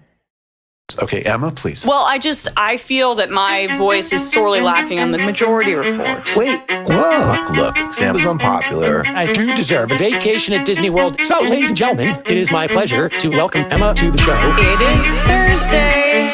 Yeah, I think you need to take over for Sam. Yes, please. No. I'm gonna pause you right there. Wait, what? You can't encourage Emma to live like this. And I'll tell you why. So was offered a tour, sushi, and poker with the boys. Tour, sushi, and poker with the boys. So was offered a tour, sushi, and poker with the boys. What? Tour, sushi, and poker. Tim's upset? Tour, sushi, and poker with the boys. So was offered a tour, sushi, and that's what we call it in the biz. Tour, sushi, and poker with the boys. Right. Tour, sushi, and poker. We're gonna get demonetized. I just think that what you did to Tim Pool was mean. Free speech. That's not what we're about here. Look at how sad he's become now. We shouldn't even talk about it because I think you're responsible. I probably am in a certain way, but let's get to the meltdown here. Tour, sushi, and poker with the boys. Oh my God. Tour, wow. Sushi. I'm sorry, I'm losing my fucking mind. So was offered a tour, sushi, and poker with the boys. Logic. Tour, sushi, and poker with the boys. Boy. Tour. I think I'm like a little kid. I think I'm like a little kid. I think I'm like a kid. Tour. I think I'm like a little kid. I think I'm like a little kid. Had this debate 7,000 times. A little kid. I think I'm like a little kid. I think I'm like a kid. Tour. I'm losing my fucking mind. Some people just don't understand. So I'm not trying to be a dick right now, but like, I absolutely think the U.S. should be providing me with a wife and kids. That's not what we're talking about here. Okay, all right. It's not a fun job. Tour? That's a real thing. That's real thing. Real thing. Willy Wonka tour? That's a real thing. That's real thing. Real thing. What's that offered a tour? That's a real thing. That's real thing. Real thing. That's a real thing. That's real thing. Real thing. What's that offered a tour? Ladies and gentlemen, Joe Rogan has done it again. That offered a tour? That's a real thing. That's poker with the boys. I think he might be blowing it out of proportion. Real thing. That's poker with the boys. That offered a tour? That's a real thing. That's poker. Let's go, Joey. Tour? Sushi and poker with the boys. Take it easy, buddy. Tour? Sushi and poker. Things have really gotten out of hand. Sushi and poker with the boys. Delusional. Tour? Deluded. Sushi. You don't have a clue as to what's going on. Live YouTube. Sam has like the weight of the world on his shoulders. Sam doesn't want to do this show anymore. It was so much easier when the majority report was just you. You were happy. Let's change the subject. Right. Rangers and Knicks, you know, right? Now, shut up. I don't want people saying reckless things on your program. That's Now, one of the most difficult parts about this show. This is a pro-killing podcast. I'm thinking maybe it's time we bury the hatchet. Left is best. Ultraviolet. Tour? Don't be foolish and don't fucking tweet at me and don't binge. The way Emma has cucked all of these people, love it. That's where my heart is, so I wrote my honors thesis about it. Oh, Sorry, she finance. wrote an honest thesis. I guess I should hand the main mic to you now. You are to the right of me on foreign policy. We already fund Israel, dude. Are you against that? That's a tougher question I have an answer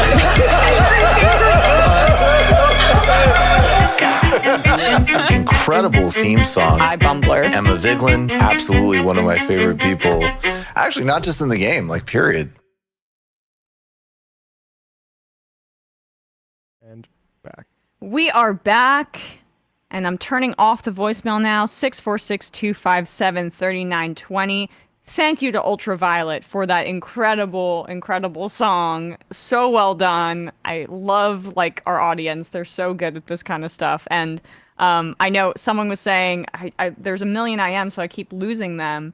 But everyone's complimenting the song, and I think one reason I think I can guess. Drew Nathan says, I'm working on some visuals for this amazing song, but in touch with Ultraviolet, who's so patient and trusting with me to do this in my spare time. Well, thank you so much to you both, Drew Nathan and Ultraviolet. It's so good. So I can't wait to see the visuals. But I mean, really great. You should get my good side for the song. I want to make sure Right. Great incorporation of Michael in there. At the end, right? Which, It was really nice. So many compliments here.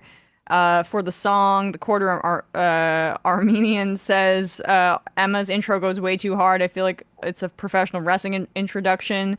Emma's going into Hell in a Cell. A majority enthusiast, damn, that intro goes hard AF. Is it on Spotify yet? Brazen Day, best Jersey club beat I've heard this year. Kowalski from Nebraska, that intro is fire. Cinematology, new Emma intro is fire. Dizzle McFizzle, fire track. I mean, people are going. Matt's other burner account is Tim saying twerk. 7th Kansas, thank you so much for the wonderful interview talking about COVID and future pandemics. It's still so relevant as COVID wastewater rises again and anti-mask laws are propping up everywhere. Yes. Yeah, the beat in that song, we were talking about this before, but it reminds me of how like Metro Boomin on the new Future album has like beats that are sort of inspired by PS2 horror like games. Yeah. And like Kendrick Lamar has a song called Silent Hill. That's such a great soundscape to use, like chanting and stuff. I know it's, obviously not new, but kind of new. Rob from Dedham, Celtics in 6. Derek White, MVP, greatest NBA franchise of all time, gets their 18th championship. Derek White's going to need to average 35 with what are you Tatum talking about? and Brown getting like 18 a game if he's going to win that MVP. Hope in Work and Joy and Leisure says, my parents love RFK Jr. and they shared a post on Facebook from a pollster, Zogby, who had RFK Jr. beating Trump and Biden head to head. They have fallen all in. It's kind of sad. I'm really sorry about that. That's awesome. I didn't know that RFK Jr. was leading the pack now. Brain momentum. It's interesting. After that comes out, all of a sudden he straight to the top of the polls. 7th Kansas says, I'm a part of a mask block and I'm so concerned about NCHB 237, unmasking mobs and criminals. It has a new Senate amendments empowering the public to force people in public spaces to take off their masks for the purposes of identification.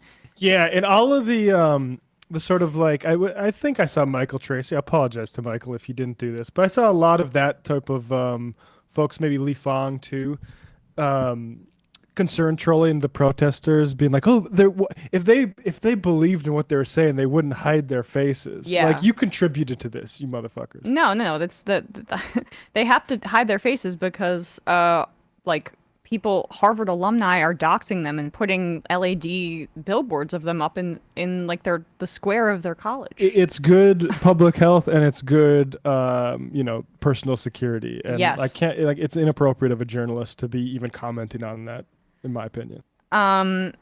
Cognitive dissonance. Hey folks, you missed the other day when Eric Trump was talking about African Americans. He said African Americans will come out in spades. I was yelling at my screen. I was a little shocked it wasn't a bigger deal. That's a big talking point. Rogan had a guy on the other day saying the found thing 50 Cent, which, as somebody who's, been following 50 Cent for a long time, I would definitely take everything that he says at face value. And also Afro Man, who apparently has money issues. You wouldn't take him at face value. I was being sarcastic. Oh, 50 has money issues for sure. Well, but also he's just famously a troll. Like, yes. I mean, I appreciate it in the context of P. Diddy, but on other things, it's difficult. It also probably isn't worth it. Yeah. Like, lighting your hair on fire, but. James Eric Gardner says they found smallpox scars in Egyptian mummies. That's fascinating. GOP LOL says, love the show. I saw that Anna from TYT was writing in Stitch and Adam super chat on YouTube talking crap about you and Sam. Care to respond? On a super chat? If it's written down, probably wasn't her. It probably wasn't her. Like, that sounds a little bit like paying to do that. I don't know. That's probably we've had people pretend to be other people in our chat before, so I wouldn't. Yeah, Jank is regularly in our chat. Right. Fake Jank is in our chat, so I wouldn't. I don't think that is legit. I don't know. Next, you're gonna tell me that in fact Donald Trump and RFK Jr. don't regularly call into the call-in portion of my live stream. Right. I mean, right, I'm gonna be shocked if that's if that's actually the case. Yeah. What? I do like the idea direct line of haters having to pay to hate on you. I like that. Yeah. I like that. Like, just charge me a Can I fee. get the money though? Can I get the money for the hate? Yeah. Slip me $5 to say something mean. Yeah, it can't be. I mean, people have people have busy lives. They can't be doing stuff like that. Hiroshima, MR dropping an absolute bomb. That was who said Hiroshima? It was the weird freak with Benny weird, Johnson. Yeah, this guy was saying that, this is like Hiroshima, what's happening to Trump, and he said it 4 or 5 times. Yeah, no, I watched that clip. I was really taken by that part. I gotta catch this. I missed it. I didn't see this. Hiroshima. Hiroshima, yes. It was with Benny Johnson, I guess. Kowalski from Nebraska, anti-mask laws. These guys must not know much about Boston Tea Party. There's a reason the founders wore Indian disguises. Be a real American. Hide your identity from the authorities. Digital Shart says, damn, Tulsi's book is garbage if people don't even want to pirate it. Especially the Russian file sharing site that I use. You'd think if she was an asset, they'd have that up there. Maybe they're protecting her royalties or something. Yeah. I only listen to true patriots at protests who keep their masks off, like the Gen 6ers. Right. All right, guys. Let's we'll take a quick call right now. Just very quick. Calling from an 805 area code. Who's this? Where are you calling from? 805. Hi. Hello. Can you hear me? I can hear you. Okay, perfect. So for this, I kind of want to stay anonymous. Sure. If that's okay. So my wife has DACA, and I just wanted to tell everybody about advanced parole. So there's this provision in DACA where you can basically go into whatever country that you're born into, because to start the status, a lot of people who have DACA don't have legal entry. So you would need, before you start any sort of status thing, you would need legal entry. And it's really important right now, since an election year is coming up. We don't know if Trump's going to win or not. It's really important that it's not like super cheap, but people that have money or have the resource to, it's really important to do that now before possibly that Trump wins.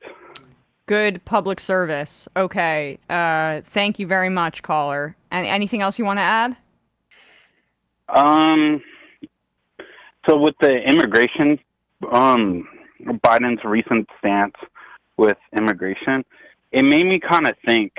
I was never a fan I voted for Biden because I was fearful of Trump, but I never liked Biden. I always knew who he was. But once he got in the White House, he put a statue of Cesar Chavez. I'm not sure if you're familiar of Cesar Chavez's stance towards immigration, but he was very anti-immigration. So it's kind of like, for me, it sort of foreshadowed a lot of his current policies. And another thing, one last thing, is I don't know personally how much it would change people's... I don't think it's a good thing politically, but I don't know necessarily if it will affect the election that much. I agree on that front. Appreciate the call. Thank you. Okay, thank you. We'll take one more and then we'll get to clips. Calling from an international number, +44. Who's this? Where are you calling from? Hi, this is Jack calling from Ireland. Can you hear me, Emma? Yes, I can hear you great. Jack, thanks for calling. Perfect. I was worried about the sound because you get eviscerated in the chat if you sound poor. I just wanted to talk a little bit. I was watching the show yesterday when you and Sam were talking about Joe Biden, and I just wanted to give a little bit of perspective from someone who lives in Ireland about this Irish American who's a chief Zionist over there. Yeah, right. And he's really into his Irish heritage. Like, remember before he decided to fund and support a genocide, he came to Ireland and came out to the Dropkick Murphys and was like, it looked like he had died and gone to heaven. It was hilarious. Yeah. He went to his hometown in County Mayo, and it was quite funny, the reaction that they had to him. I don't think, if he does get a second term, I don't think he'd be coming back, to be honest. So I'm from Derry, which is technically in Northern Ireland. Derry's most known for, within the Troubles, as being where Bloody Sunday occurred. Right. I live about a 30-second walk from where that occurred. Every single weekend since October 7th, there have been marches for Palestine. In the city, gatherings of refugees and members of the Arab community at the local town square. But pre-October 7th, like, I should say that my city is split in two by a river. And I'm speaking in broad strokes, but generally speaking, particularly around 10 or 20 years ago, one side of the city was predominantly Catholic, and one side of the city was predominantly Protestant, loyalist and unionist. On the Catholic side, which is where I live, on the top of, I think you call them streetlights, we would call them lampposts, there's always an Irish flag, tricolour, and a Palestinian flag. Mm-hmm. That's always been the way it is ever since I was young. And I noticed last week I went to the other side of the city across the river because I had to get something from a shop. And on those lampposts, those streetlights, there was the Union Jack, which has always been there, but there was the Israel flag as well. And I thought it was kind of a self-report in a sense, because what struck me about it was the machinations of what happens in the United States with regards to AIPAC and things like that, and the evangelical Christians who speak about end times in Palestine and Israel. That's all that's going on over there. But I really think, as it pertains to the UK government, I'm sure there's a lot going on. I'm not an expert on it, but there's a sense that I get where they can't give an inch on it, because otherwise their entire reason for existing would fall apart. You know what I'm saying? Like, if you concede one, you have to concede all the others as well. You know, like, there's no logical reason why somebody from one side to the other side of the city should support Israel and not, and one wouldn't. And I think a lot of it has to do with British establishment. A lot of the establishment here is quite different from there in terms of proximity to the royal family. And they've certainly not moved an inch. I mean, there's statements from Princess Anne only last year about slavery, which are abhorrent. And I really think it's about protecting that class. And there's a lot of landowners who have, from the UK, who have great swaths of land in colonial states, former colonies. I know I've done a bit of a digression there, but just specific to Joe Biden, there's a local heroine, shall we say, called Bernadette Devlin. Are you familiar with that name? I may be, but I don't know if I am. I just want to say you were right that that's a self-report. It's just basically saying I'm a colonizer and I'm proud of it. But that flag, those two flags paired together. But I don't know the person you're referring to. I don't think. Okay, so Bernadette Devlin, when she was in her 20s in the 1970s, she was a local civil rights activist in my city for Irish republicanism, and around 1972, 1973, she was invited by a coalition of Irish Americans to visit New York City, where she would receive the key to the city from Mayor John Lindsay. The Irish Americans at that time were very supportive of the Republican cause. So she went over there, she received the key to the city, and this is what she said afterwards. I'm quoting here when I read this. And she was 28 years old at this time, from my city. She said, "Those who were supposed to be my people, the Irish Americans who knew about English misrule and the famine and supported the civil rights movement at home and knew that partition and England were the cause of the problem, they said exactly the same things about blacks that the loyalists said about us at home. My people, the people who knew about oppression, discrimination, prejudice, poverty, and the frustration and despair that they produce, were not Irish Americans. They were black Puerto Ricans, Chicanos. In New York City, I was given the key to the city by the mayor, an honor not to be sneezed at. I went to Harlem and gave it to the Black Panthers." So that's how we really view people like Joe Biden, who show their colours in a time like this. Mm. He can keep Ireland out of his mouth, but it's quite frustrating, actually. It's, I mean, when you understand historic Irish solidarity with Palestine, then the myths that you're describing that people need to cling on to become really, really clear. Like, what's a terrorist attack, right? What's a terrorist attack? Who gets to define what terrorism is? Whether it's about the IRA or about violent Palestinian resistance, which is an uncomfortable truth for people. But when you choke off all means of political resistance and give people no rights, violence is inevitable. And when there's this kind of rolling empire behind a colonization project or an exploitative project, and economically, as was the case with Ireland, the force of that sometimes overwhelms the clear historical parallels where things rhyme.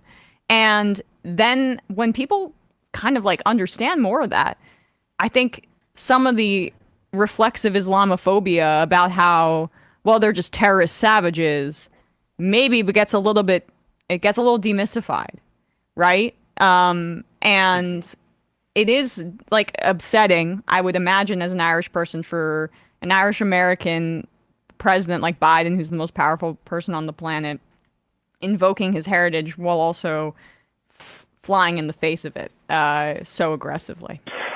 Well, I would say that, what's more upsetting is just what's happening in general. On the broad spectrum, it doesn't particularly matter what Biden says about Ireland.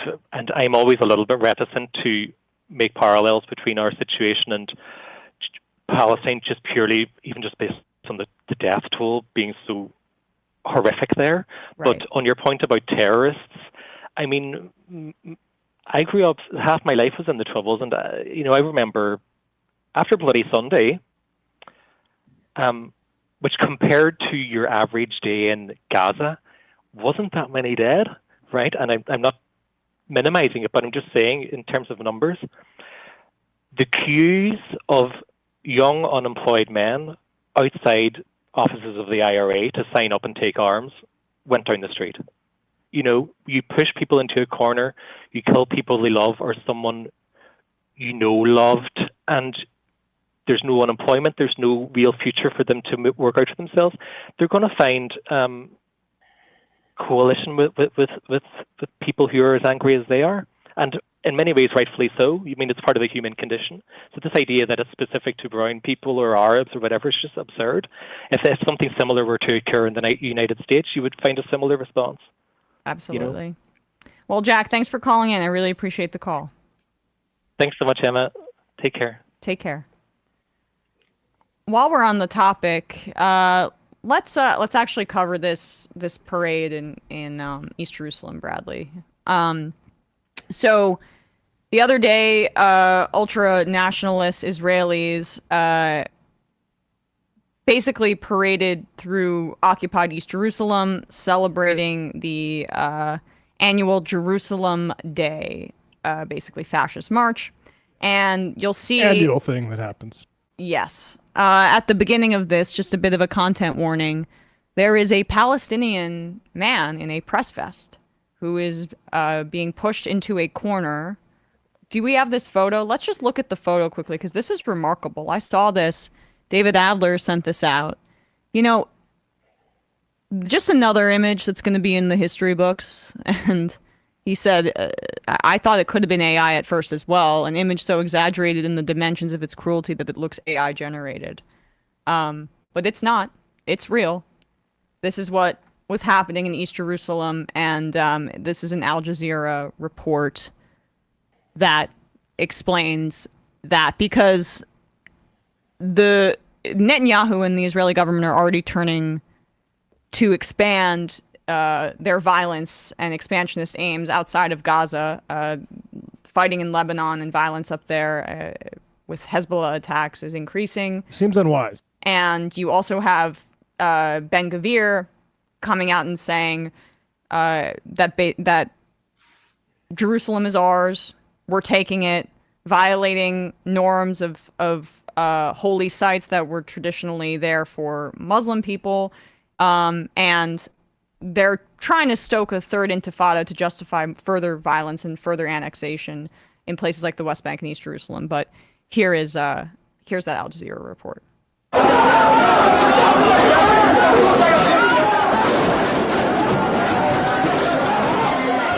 So this is them attacking that journalist here. Can we zoom in?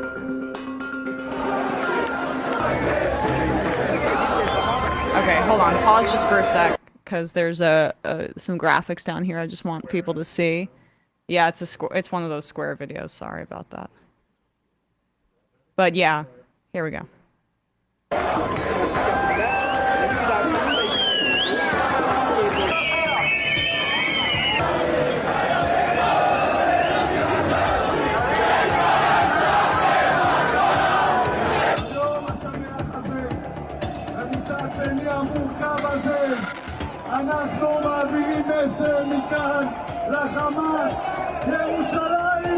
Our Jerusalem, Ben Gavir says. Our Nablus, our Temple Mount. This year, I think there's a direct intention to set fire. So I think Ben Gvir and the rest of the right-wing extremist ministers, what they're doing right now is to try to do as much as they can by any means to stop the hostage deal and to stop the ceasefire promoted by Biden and others.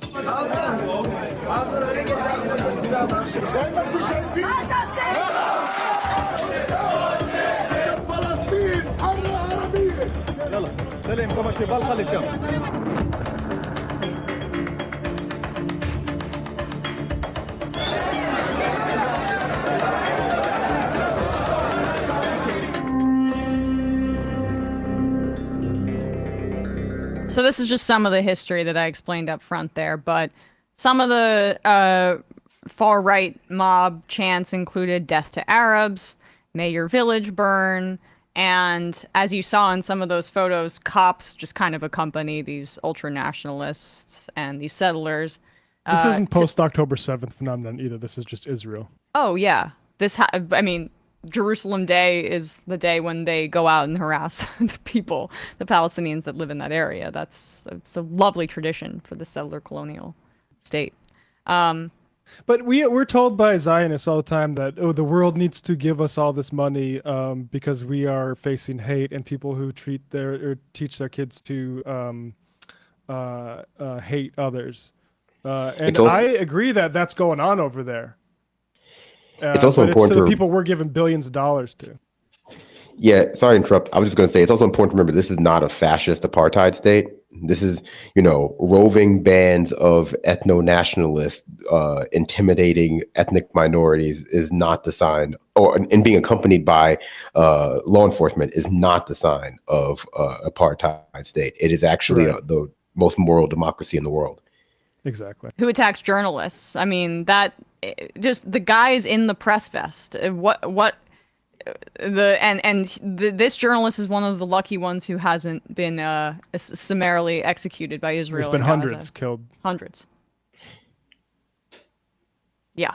So that's an update on what's happening there. The violence in East Jerusalem and the West Bank is just going to tick up because this is the impunity that Biden has encouraged, and this is Israel's exceptionalist status in the eyes of the world superpower. And I mean, I don't know.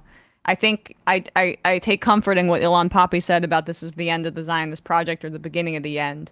But he has then said it's going to be a very dark time period leading up to that end. It's going to take a while.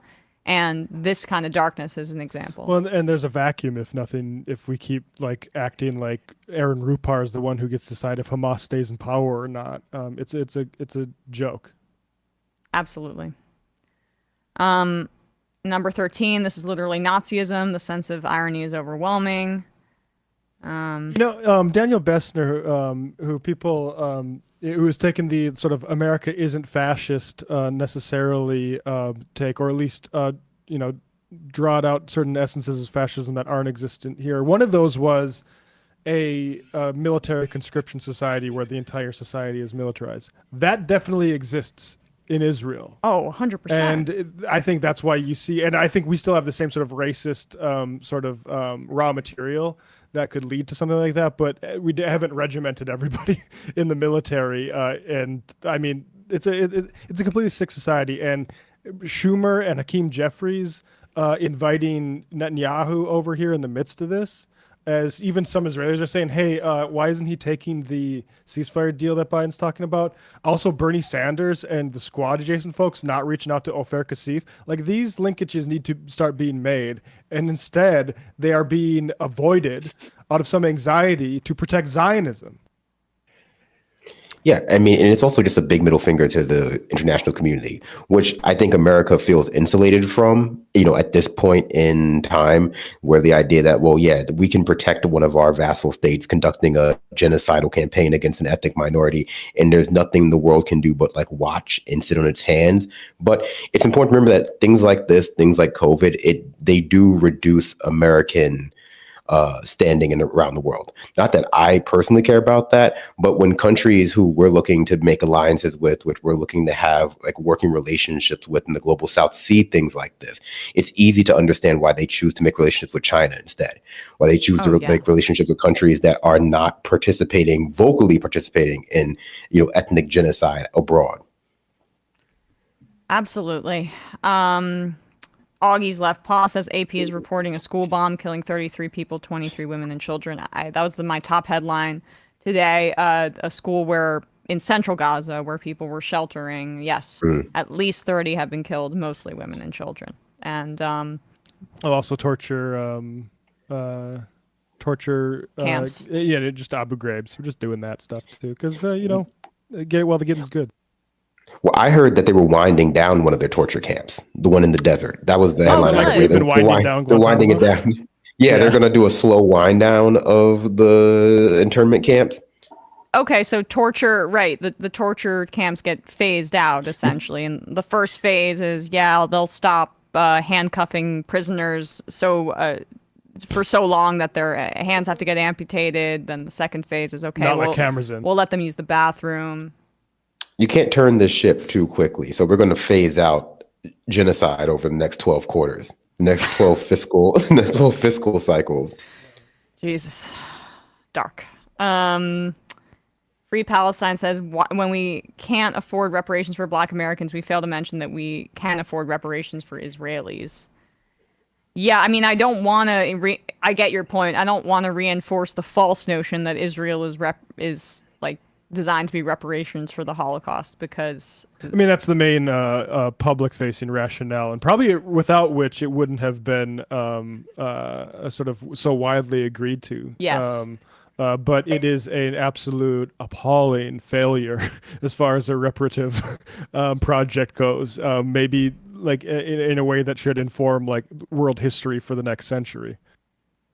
I think maybe only the most credulous of liberals believe that's even pseudo the reason why, because then that makes it sort of understandable. We're just trying to do good things for people who have historically been disadvantaged.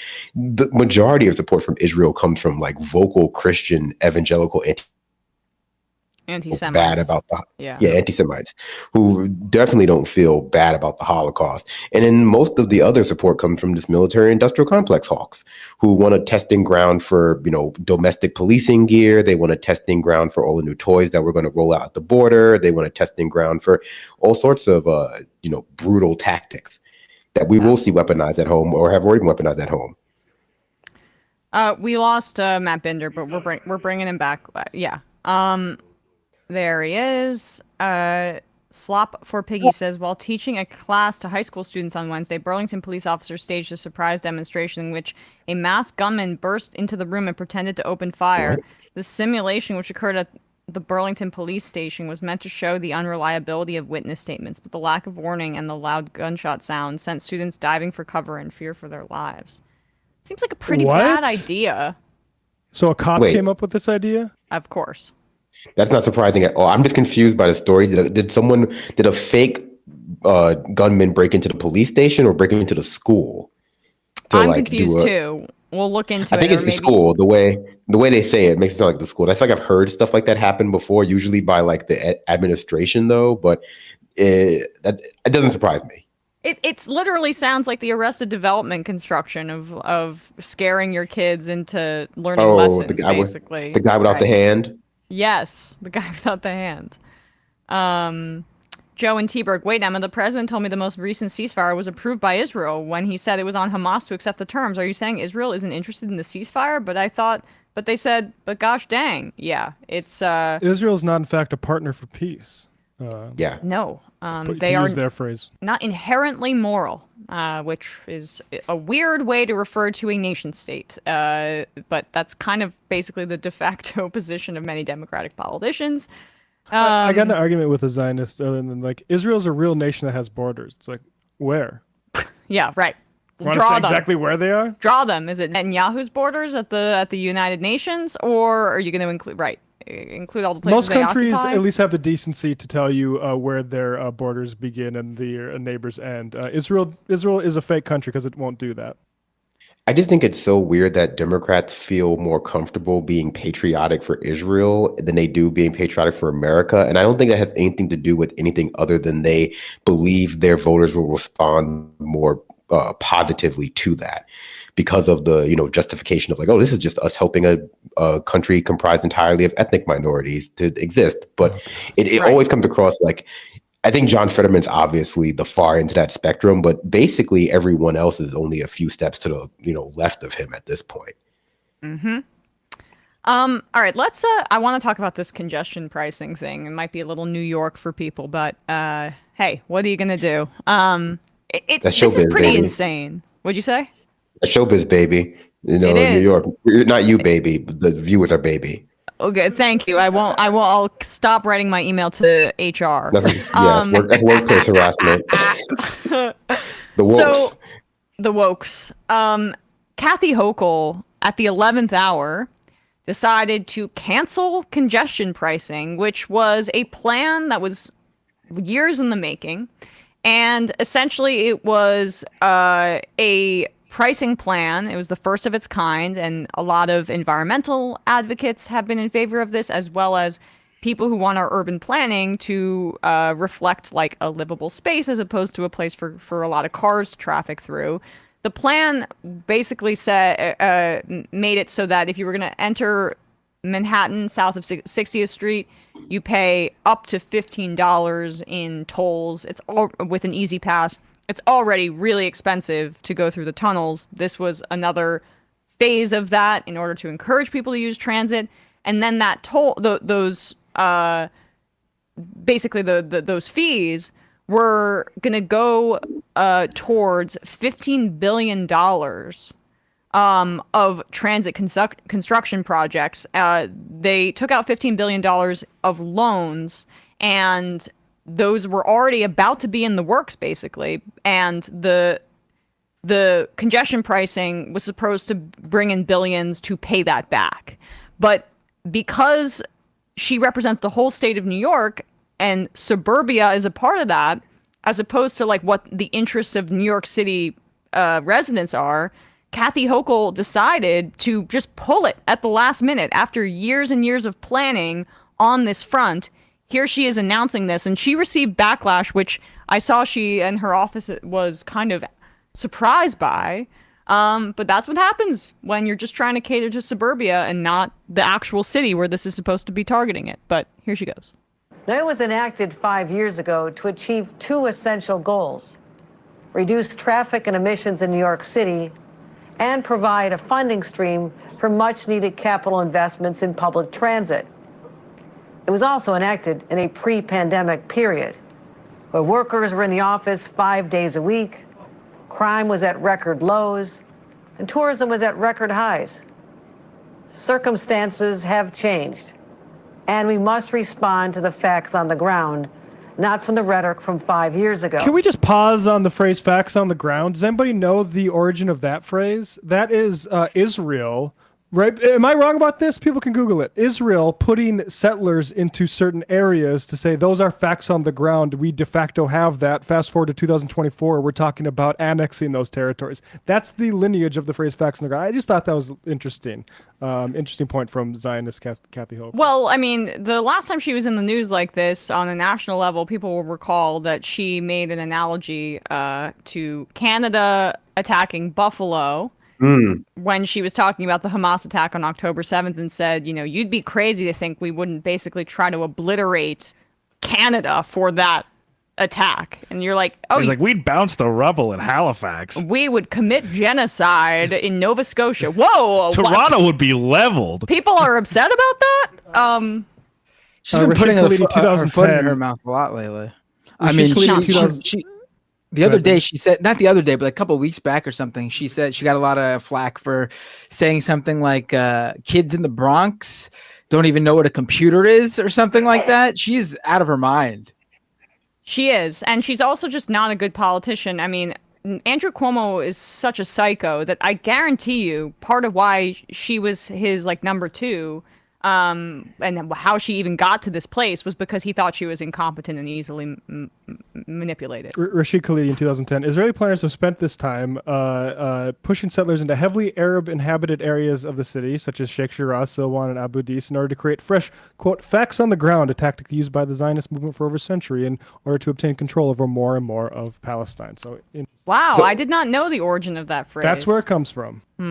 I also had another question about the congestion pricing. I heard that it was only going to impact like 5% of people driving into New York City. So I don't know that. I do want to have a guest on. It could be 90% night before. Yeah, I mean, you know, definitely. It doesn't matter, I think, that much, right? And it's also basically if it does affect where you're entering. So if you're entering south of 60th Street, that means that you're coming in like the Lincoln Tunnel. You're coming in the Holland Tunnel.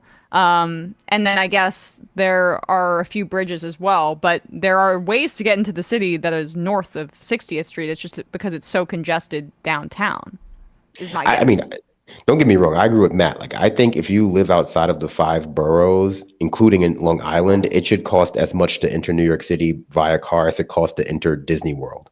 You should be paying Disney World. You should be paying Disney World prices to come into the city. You can take a photo with Eric Adams. We can put him in Mickey Mouse here. It doesn't make a difference, but you should be paying out the nose. They should have started with that. If every New Yorker would have been down with that one, there would have been you'd see for the first time every Democrat and Republican in New York hand in hand singing Kumbaya on that one. Charge people from outside the 5 boroughs. And the problem with this, go ahead. No, I'd say exactly. You can get an annual pass, but that's the only way you're paying less. Well, let's let her finish, and then we'll elaborate a little more here. Respond to the facts on the ground, not from the rhetoric from 5 years ago. So after careful consideration, I have come to the difficult decision that implementing the planned congestion pricing system risks too many unintended consequences for New Yorkers at this time. For that reason, I have directed the MTA to indefinitely pause the program. Now, I want to be clear. My team worked into the final hours to find a way to implement this because the goals of congestion pricing in terms of reducing traffic and pollution are important. But hard-working New Yorkers are getting hammered on costs. Suburban. And they and the economic vitality of our city must be protected. Okay, so let's pause this for now. I don't need to hear anymore. That's the end anyway. Thank God. Because something like 80% of New Yorkers take public transit. This is not about New Yorkers. This is about wealthy suburban voters, donors, people who she relies on for her reelection campaign. And or constituencies for that the Democrats rely on, I guess, in like the state. But I mean, this is what this affects. Her doing this again. This is supposed to take effect at the end of June. So less than a month ahead of this plan, where they've already taken out loans with the understanding that this pricing was supposed to go into effect. She's scrapping it and then floating like, oh, well, how will we fill this $15 billion hole? Oh, I know. Her suggestion has been reportedly, as of this morning, a payroll tax within New York City, which she's saying She says that the congestion pricing is hurting everyday New Yorkers. So in order to combat that, let's do another payroll tax, which we know affects workers who are middle income to lower income disproportionately. Take the train in. To fill this gap. Right, exactly. So, in fact, she's just exacerbating those inequities but claiming that she isn't. This is the map of all the improvements that were planned with congestion pricing that are now in jeopardy because she decided unilaterally as the governor to supersede the democratic process, basically, and put a hold on a project that a lot hinges on. It's an attack on public I believe I saw that transportation. there was going to be a lawsuit against her over this because it's unclear why she has the authority to do this. Like, this went through many different layers of votes with elected officials and the boards. Like, there's been studies. It's been a huge thing in the making. And it was planned to go into effect at the end of this month. And then she just swoops in on her own. And there's word, obviously, that, she was pushed to do this or convinced to do this by people like Hakeem Jeffries. But at the end of the day, it was her decision here to do this. But also, it's unclear that she has the authority at this point to do this. Right. Emma? Yeah. Can you do me a favor and read this quote from 2 weeks ago from Kathy Hochul talking about congestion pricing? Well, this certainly is a favor because this might give me an aneurysm. Can we zoom out slightly here? Okay. Walk around many major cities and it won't take long to encounter frustrated drivers caught in traffic jams, cars spewing exhaust on overpacked streets. We determined that the average New York City driver spends 102 hours a year stuck in traffic. Those hours add up to more than 4 days of your life every year. That's 4 days sitting behind the wheel of a car instead of sitting by your kid's bedside, reading them a book, sitting around the dinner table, or reconnecting with a friend. There has to be a better way. So starting next month, New York City will become the first city in the U.S. to implement congestion pricing. We'll charge people $15 every time they drive into New York City's or New York's central business district. So for people out of town, this area is like Midtown Manhattan, Times Square, but also a bunch of office buildings. London, Milan, Stockholm, and Singapore have all implemented similar plans with great success. In New York City, the idea stalled for 60 years until we got it done earlier this year. It took a long time because people feared backlash from drivers set in their ways. But much like with housing, if we're serious about making cities more livable, we must get over that. That was 2 weeks ago. That's a pretty good example of what we need. And I saw Nolan Hicks, who's I think covers, he's a transit advocate, put this out there, and I just saw on Twitter.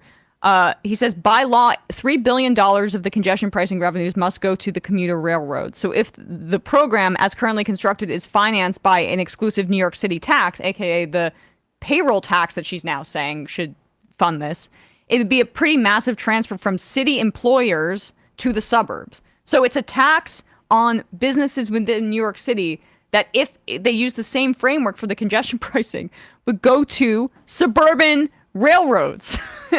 It's insane. She might be one of, if not the worst politician I've encountered in maybe 10 years, 20, she's up 20 there. years. The instincts, the inability to make a decision, the anemic policy and political chops. It's world historical how embarrassing she is politically. I mean, I think she might be the first governor to ever declare to decimate Canada. I mean, what was that? That was so weird. First ever. First in the nation. She took the Kendrick Drake beef very seriously, and I can't blame her. But it's over now. Assad from NYC points out, Helco lost everyone from progressive nonprofits to every leftist faction in the city, to Chuck Schumer, to Zoran Mamdani, to the real estate board of New York, to the MTA board, to even Long Island's biggest newspaper. I think my camera froze, so I'm just going to take that off. You froze, but we can still hear you. Okay, well, I guess, I can still hear me. There's something I do want to bring up, which is uncomfortable, but I saw this with the Uber Lyft minimum wage decision that Mayor Fry kiboshed a few months ago, and now this, where individual activists who call themselves disabled activists support these decisions, and that is a huge problem for me, for anybody, to be using that sort of say like, actually we need Uber and Lyft drivers to be earning under a minimum wage, or actually we need to support Kathy Hochul in this, despite the fact that these congestion, like you said, would pay for things that would help accessibility in all sorts of all of these public transportation things. It's, I think, really gross. It's a really gross phenomenon that we have on there. It's a type of identity politics weaponization that is becoming really pronounced by liberals in big cities, and I think it's something we need to keep on guard for. All right, folks. The thing Go that ahead. really, like, to go off on that, the thing that really bothers me is this idea that there's like people who live in the outer boroughs who are commuting to work, working class people, I should say, in outer boroughs who are commuting to work every day into Manhattan by car. These people do not like, are there people who commute every day to Manhattan by car? Yeah, sure. They're not working Rich class people. They're, Yes. rich people do it. They have their driver drive them into the city or something like that. Or they just pay for the enormous parking lot fees that, like, the monthly pass or whatever. Like, working class people. I live in the outer boroughs. It takes me an hour by the 7 train just to get into Manhattan. From where I am in Queens. Have I driven into the city before? A few times, maybe a few times a year. To work? Never. I take the train because it doesn't make sense to do it any other way. Yeah.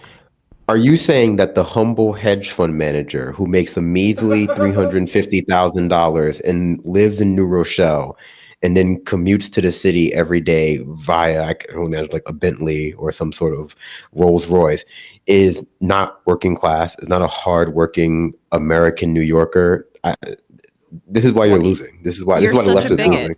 I know. I'm sorry. Although, I forget about. I have a blind spot for those hardworking middle class families making a measly couple of $1 million a year. It's something that I have a real problem with. I'll do better.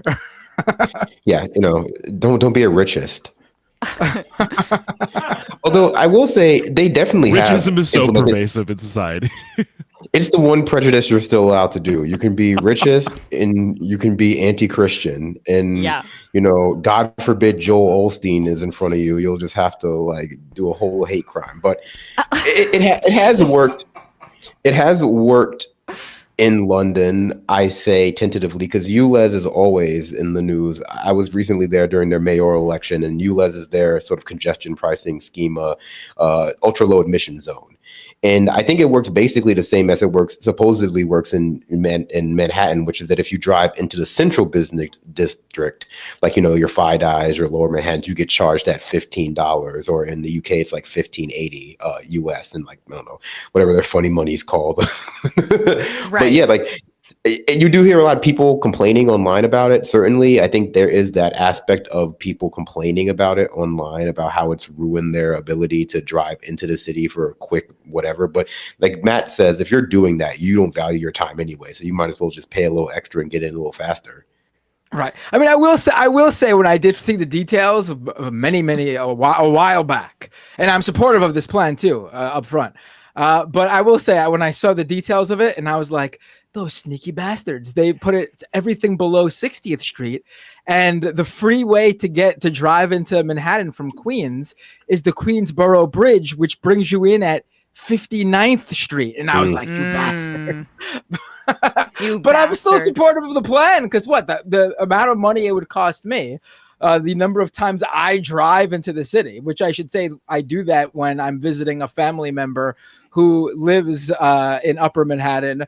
I visit them maybe once or every 1 or 2 months or something. So it would cost me an extra $120 a year, maybe something like that. I mean, because on Sunday there's free parking around their area, so that's why I would drive in. But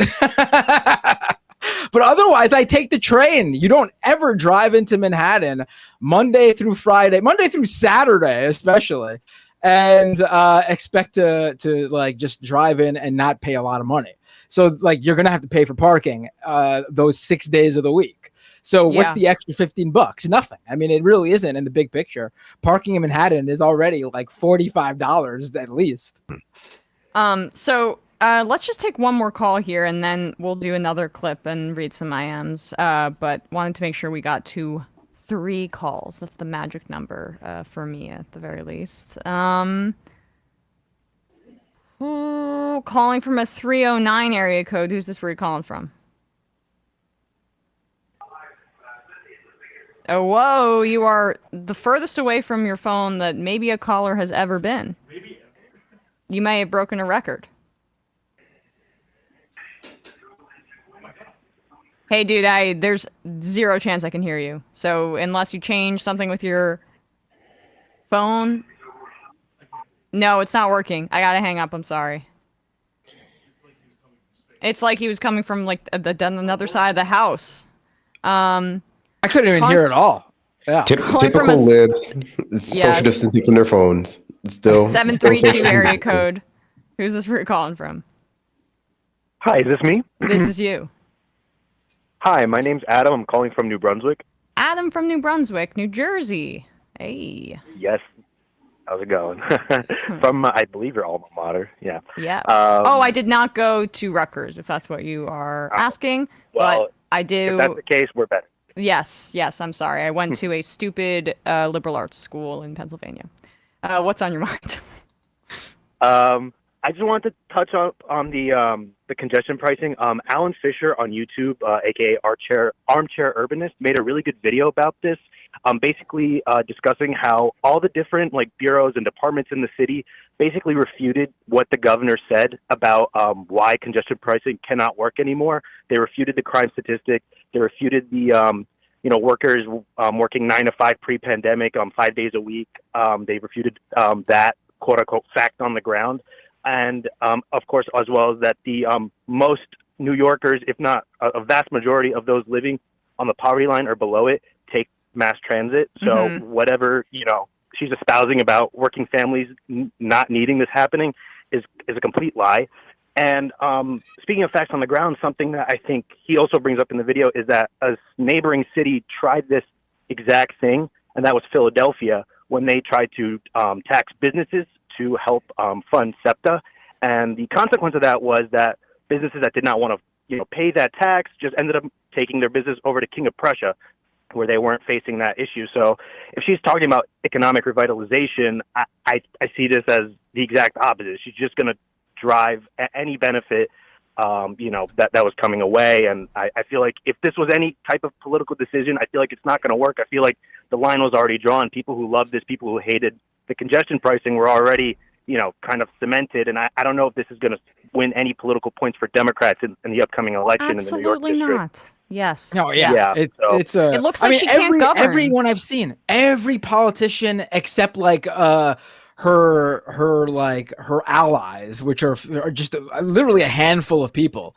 Every politician I've seen, every sort of agency, every agency head has come out in absolute shock. This was a plan broadly supported by New Yorkers. Again, let me stress, New Yorkers. All the complaints I saw were people from New Jersey, Long Island, politicians in Long Island and New Jersey. I saw the head of one of the cop unions happy that she's canceled the plan, because guess what? So many New York City police, NYPD officers are from Long Island or New Jersey, and they don't actually live in New York City, which is a problem in and of itself, to be honest. And on top of that, though, so many of them drive into the city and then illegally park on the sidewalks so they don't have to pay for parking. That's a problem that would have been greatly reduced by saying, hey, guess what? You're going to be stuck paying at least $15, and a lot of them probably wouldn't have driven into the city anymore. That would have been an added benefit, honestly, that I don't think anyone considered. And one of the things that boil my blood every time I see it, cops in Manhattan parking illegally all over the place and getting away with it. I hate it. I'm not talking about even the NYPD like labeled vehicles. I'm talking about personal vehicles parked on city sidewalks, obstructing civilians from using public space so they can park for free. It's insane how that's allowed in this city, and that would have greatly reduced, I think. Yeah, I think, as a suburban and someone who's in the tri-state area but not in the city, I advise anyone who lives outside the city to just sit down and listen to the natives. Let's stop yapping and let the New Yorkers actually handle, New York business. Appreciate the call. Thanks so much. Thank you. Bye. Guy from Brooklyn said Politico reported she was pressured by Hakeem Jeffries because they're worried about November in the suburbs. In New York and New Jersey? I guess for Congress, but it's not. I also think there's a potential, and this isn't backed up by. This is just speculative. I also think maybe they're trying to protect some entrenched older incumbents who have much more progressive primary challengers who are way more pro public transit than they are. And Jeffries is also definitely in lockstep with the state assembly and Senate leadership in that regard as well, because that's where he came from. That's where he was in the state house prior to being in Congress. Right. Personally, if they want to get rid of this and replace it with a tax that completely funds the MTA on big business only, like the banks, the major corporations, I'd be all for that. Because if you think about it, who benefits the most from public transportation? These companies whose employers are required, their workers are required, often coming from outer boroughs like Queens, Brooklyn, the Bronx. They are the ones using this public transportation more than anybody in order to get to work, so these companies can make massive profit. They should be taxed, and the MTA should provide free service for everyone that's paid for by these companies. That's the only thing I'll accept over to this congestion pricing. All right, guys, gonna hang up the phones. We'll do one more clip and then we'll get out of here. I guess I could have kept people so they could listen. I'm sorry, but you can watch later. The show's almost over. I wanted to do this comedy clip here, whatever. This is actually the rare, decent comedy clip that we're playing on this program. This is not Jim Brewer. This is not who are these other right-wing comics? It's hard to it's every comedian is someone's favorite comedian, and one of the taboos online is making fun of a fucking comedian, and then you have 8 people in your mission. You're not funny either. It's I know, I have a real job. Right.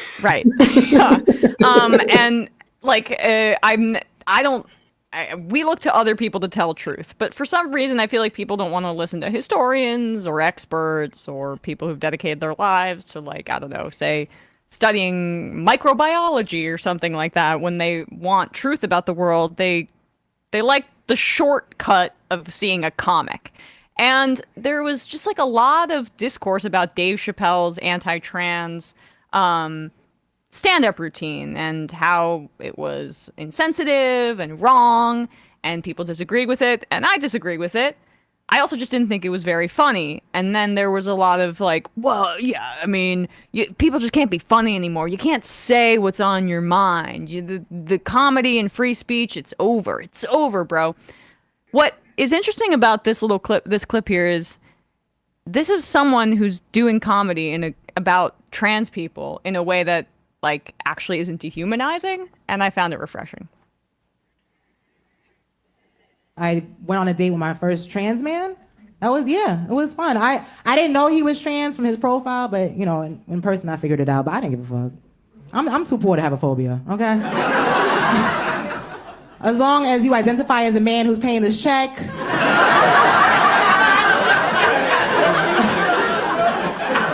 At the end of this motherfucking meal, because that's all I care about. As long as your pronouns are Zelle and Cash App,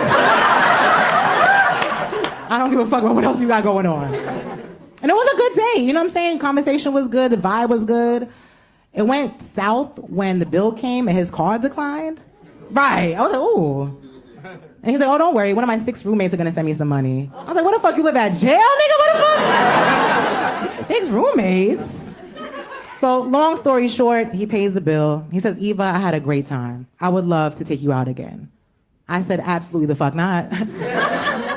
He got offended. He's like, I thought we had a great time. Don't tell me you're transphobic. I said, no, baby, I don't date the poor. I'm poor. What the fuck we gonna do together? Wish upon a star, nigga? I need help. I said, first of all, that's poor planning on your end. Why didn't you transition into a rich man? Right? so your transactions can go through. Let's go. All right. Well, I love that because you can be funny and not be an asshole. You can be funny and affirm trans people's identities. That's it's kind of as simple as it gets. Are you punching up or are you punching down? And that was a funny way to talk about her date with a trans man without it being like, what's wrong with these young people, which is what passes for comedy these days for some folks. That was also comedian Eva Evans, and Yes. but she notably also, did not mention their genitalia. Yes. And talk about whether they had a penis or not. Right. 500 times. Right. Is that allowed? Are you allowed to do that when you're talking about trans people? Not mention their genitalia? Yeah. And this is the first I've heard of it. No, I don't thought know, it was good. I think this was good, but I honestly never laughed harder than I have recently when I heard Jerry Seinfeld going, "What's the deal with masculinity? Whatever happened to men? Right. Why can't we return to that comedy? Whatever happened to men? I want a real man." yeah, but then he was mentioning like Hugh Grant. He was like mentioning Hugh Grant, like when he thought of real men, wasn't he? He mentioned Muhammad Ali, who in an interview with Barry Weiss, who literally yesterday I saw a photo of in a keffiyeh.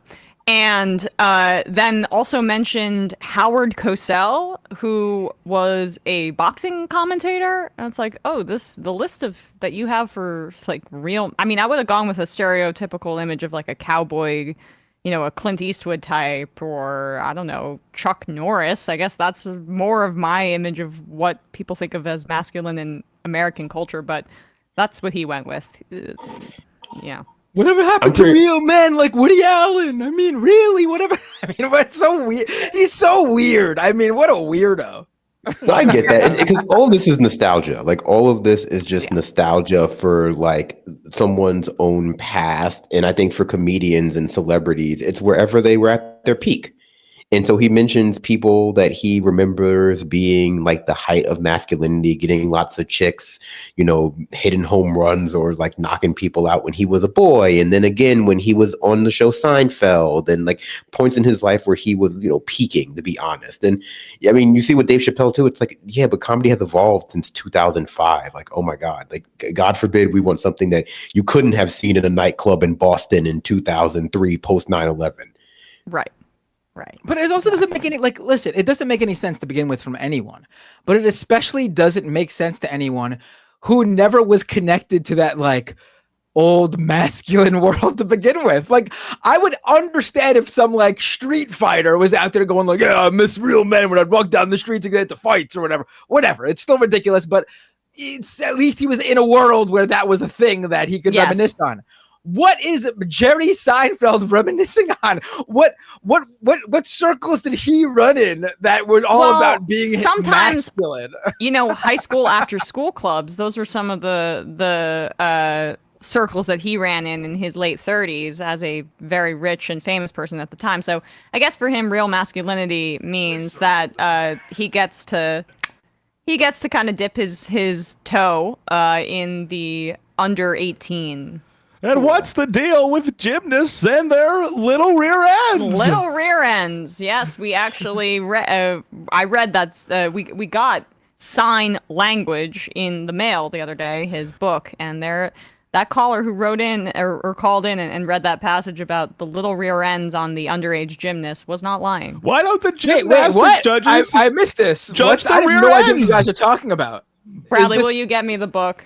I mean, I almost feel badly because this is Sam's prop here, so we're preempting it, but this is relevant. Okay.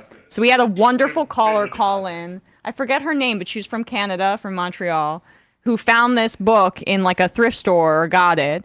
And so Sam ordered it. The real man on the cover right there. Look at this is the real masculine man. And I remember now the page number because I took a photo of it on my phone. Here we go. This is sign language, Jerry Seinfeld. I just got that. Yeah.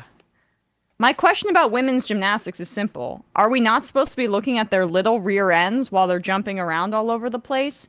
Because I think that's pretty much all I've been doing. And I don't know if it's wrong. I mean, if it's wrong, I'll stop. But no one's ever said anything about it. The announcer never goes, in judging this event, they throw out the high score, the low score, and stop staring at their little rear ends.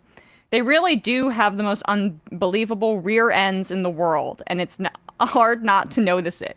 Whenever they talk about what this girl needs to do to win, I'm thinking, win what? I think we have a winner right here. You know how race car drivers and tennis players get paid to have a company name sewn into their uniform? Can you imagine how much money these women gymnasts, and by the way, they're girls, but he's talking about the U.S., I think, Olympic team, right? And they were all under 18 at this time, 15, 16. Can you imagine how much money these women gymnasts could make if they sold advertising in the right spot on that little leotard? All I would have to say is diet slice on one cheek and she's set for life. The greatest ad space ever. We guarantee people will see your message. Your product will be a household name in the qualifying round. Guys, I mean, did you hear that? No one's hysterically laughing. Well, I mean, I don't usually laugh at people with like weird goon fantasies. Like, that's rude. That's kink shaming. I will say I did look it up, and he does think Hugh Grant is a real man in that interview. He says that he liked the way he dresses. No, it's fine. I mean, I thought he was very masculine as an Oompa Loompa in the new Willy Wonka movie. I mean, in I that just jar. Yeah. I don't even know what to say about that. That's. I just find it weird, especially with the Kirsty Noem thing. Not to interrupt, although I just did. The kinds of things that people write in their memoirs that get through the editing process. And I didn't. Going back to the Hillary Clinton like slave thing, which came out. There he is. It's him on the back. Go on. No, it's just very surprising. People just love self-snitching. Sign language, exhaust pipe, ice cream. Okay, so these are just his observations, I guess, about the world. His musings. And high school girls. But anyway. What's the deal with all the little rear ends that the gymnastics made? Why did he say little rear ends like 7 times? Why can't they judge the little rear ends in the leotards? I can't stop imagining like Jerry Seinfeld on like the latest Drake track. Just a whole album called Little Rear Ends. Yes. I mean, I looked up when this Drake book up like George from like Seinfeld. And right. I looked up when this book came out. I looked up when this book came out. It's apparently from 93. Mm-hmm. And he would have been in his late 30s then. I was hoping at the very when he was dating the high school girl. Yeah, Bender, that was like the time he was dating the high schooler. Right. Yeah, I was hoping he was 38. Like, it would have been around 15 years before that. Yeah. If he was around 38, 39, which was literally so like he was basically either writing this book or like leading up to the publishing of this book while dating that high schooler, which was on the cover of People magazine at the time. I mean, it is a bizarre thing to say about gymnasts specifically, knowing that professional gymnasts are at the peak of their when you're seeing them, they are in their like mid to late teens. Like that is bizarre. I think I come out and say that. I do think, and this is not a exculpatory thing about Jerry Seinfeld saying it, but just the truth about American culture in the 90s, it was very pedophilic. It was like it's not necessarily more than any time before that, or no, but definitely markedly more than it has been recently. Just thinking back, like the Britney Spears craze, all of like the half-naked teen, pop stars. So I could see why he would feel comfortable saying stuff like that. Well, I would say that honestly, it didn't stop until Me Too. I mean, people should look up old. I went down this rabbit hole because of the accusations against P. Diddy, but look up videos of how Justin Bieber was like groped on stage by Jenny McCartney, or like people saying, "I want to." Be a pedophile with you, like just crazy, just out in the open. I mean, and Bieber's my age, right? So I guess like that was mid 2000s. The whole Britney Spears thing. She was asked in basically every interview if she was a virgin when she was underage. I mean, all of that. Like I remember when like there was a countdown to like when the Olsen twins turned 18. I was just about to say that. So fucking bizarre. Even then, I was like, why is it okay for people to do this? This is so weird. Like, yeah, it's I don't get it. Yeah. If you know when anyone turns 18 that is not directly related to you, then you have a problem and you should seek help. Yes, you have a problem. And not to say to also, like, this is obviously, again, big allegedly over my remarks here, but like the same credulity that would in the early 1990s culturally that would have Jerry Seinfeld on the cover of People magazine being like, Jerry and his new squeeze, 18-year-old from this high school or whatever, is also the same one that was just like, breaking news, Michael Jackson and his little friend going to hang out. And it's like, that's a 10-year-old boy. Yeah. Why exactly is a 34-year-old hanging out with a 10-year-old boy? And we're just like, him and a little friend hanging out together. Like, oh, it's him and Macaulay Culkin, who's 11. Sorry to ruin people's day if they're Red Hot Chili Peppers fans, but I saw it the other day, and you'll have to as well. Oh yes, oh my God, I don't even know what to say about that one. Things that look illegal that are not. Anthony Kiedis, who is 61 years old, is dating a 19-year-old girl who looks like she's 14. Anthony Kiedis is? Yes. He's 60 years old. He's 60 Yep. something years old. Yeah. Listen, All right. I do think like young people today, they get too weirded out by like the age gap with older people. Like, I think someone in their like 30s can date whoever they want. Like, come on, you're 30 years old. This is not one of those examples. I'm sorry. 19 is not, you can't be 60 and dating a 19-year-old. I'm sorry. You just cannot. I think there's just like there is just an age that you reach where you had enough experience. It's not about your literal legal age. This is about like, well, how much life experience have you had as an adult? And around 26, 27 is you're not as developed as you're going to be. No one ever gets as developed they're going to be until they're dead. But certainly your choices on who to date can be, more can be wider. If you're over 25, 26 and you're dating someone like under 24, doesn't matter how close in proximity that is. It's weird. It's not great. It's weird. I mean, I think back to that one episode. I gotta read some IMs. Just in case I wasn't clear though, when I said the 30-year-old thing, I meant a 30-year-old could date a 60-year-old. Who gives a shit? 19 and 60 is the gap I'm talking about. One last thing. I just think to that one scene from Transformers, the one with Mark Wahlberg, the fourth one. So in case you remember, where like Michael Bay, the director, I don't want to say Transformers, I get that stuff from all the time. Like, there's just a scene where the boyfriend of Mark Wahlberg's daughter is like 19 and he's dating like his like 16 or 17-year-old daughter, and he just like whips out like a laminated piece of paper that has like the statutory rape laws on them, or specifically the Romeo and Juliet laws. And I only mention that like this is the kind of stuff that like appeared in media not 15 years ago. And so we're in a whole different time with like people getting canceled and like, et cetera, for, behavior not quite even that bad. All right, guys, gonna read some IMs and then we will get out of here. Guy from Brooklyn, Politico reports she was pressured by. Oh, I read that already.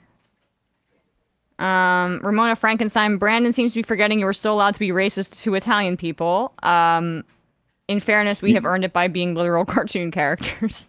Well, you may have not realized this, but Italian is now a type of white, so that's encompassed under rich Christians, I like to think. Dave from Jamaica, cops around the world are very similar. They drive the worst. They park the worst. The real Jank says, is it possible Anna is sending super chats dissing Emma? No. Is it possible, or is it probable Anna is sending super chats dissing Emma? Is it possible? Of course. I mean, and that's coming from the real Jank, so he would know. I haven't seen this, but I just think, there are a lot of imposters on the internet. It just that I would be surprised. Also, Andrew if I wanted to, if I was someone of that stature and wanted to talk shit, why would I spend the money on a super chat? I could just call in and say it up front for free. We want to encourage that. We want to encourage that behavior. We do. 646-257-3920. Come in and fight with me on the phone lines. A slut spelled backwards says, Brandon took the words right out of my mouth. The whole right-wing movement is a desperate attempt to go back in time when they were young. Why can't these guys just buy a red sports car and a leather jacket? A normal midlife crisis. Because that's not even what they're reminiscing on. Like I saw Tim Pool the other day going like, look what they took from you. Remember when you would play Halo in the basement with your friends while eating a pizza? It's like that's what you're reminiscing on. That's what you miss. You miss that, you with the huge compound and a skate park in your mansion. Yeah. You miss the basement with the pizza and the Halo. You could actually do that. No one took it from you. You can choose to do that in your compound. Is there no pizza around the compound? Not to like psychoanalyze these people, it's because they're unhappy now because they're conservatives. They, partially because, or they've gotten old. And so like a lot of conservatives, despite being trolls online who are always like doing that sad, like laughing, cry emoji, sideways tilt, are just very unhappy. And so of course they're nostalgic for a time in their life when they remember being happy, whether it's when they were on Seinfeld or whether it was when Tim Pool was like, I guess Halo came out in 2003. So like Tim Pool would have been 21-ish. I don't know how old Tim Pool was. I didn't clock when he turned 18. So I can't really say. So that was probably the last time you were counting down the not counting down. Mike in Skokie says, find the Lindsay Lohan Rolling Stone magazine cover from 2004. I did see this before reading it and just looked it up. The top, the big font on it says "Hot, Ready, and Legal." Lindsay Lohan. Hot, Ready, and Legal. I mean, even back then, if you watch those like pseudo Disney Channel movies, they would have those like, girls like Lizzie McGuire, and that's not her real name, Hilary Duff, girls like Mary-Kate and Ashley Olsen, they would be in like towels that were really short. They would be like, there was always an excuse to put them in like bikinis. It's obvious in hindsight. That Nickelodeon documentary, as well as the book by Jeanette McCurdy that she wrote about her time on Nickelodeon, like all of that was, around allegations by a lot of adults at Nickelodeon who either committed that type of harassing or abusive behavior or just kind of like watched it happen on set. Sarah from Wallingford says Anthony Kiedis wrote a book and admitted he was sleeping with a 14-year-old. Jesus Christ. What happens when they sit down to write these books? That's what I want to know. What is is it just because do they know no one's gonna read them? I mean, is that declarative or is that declarative or is it like, damn, she was 14? Shit, like, and then, but I mean, like, but why would you even put that in the book? That right, you almost want to prevent the liability. I mean, yeah. What liability for him? I guess it's a statute of limitations, like to he's fine. I think you're 60 years old. I think they're surrounded by yes men who aren't going to read the book critically, and that's right. editors are not going to tell you to remove things from the book that are controversial and might cause people to buy them. And so it's a perfect storm of throw it in. You choked the dog to death. You slept with a 14-year-old. The readers are going to love this. It's like, and yes, we did.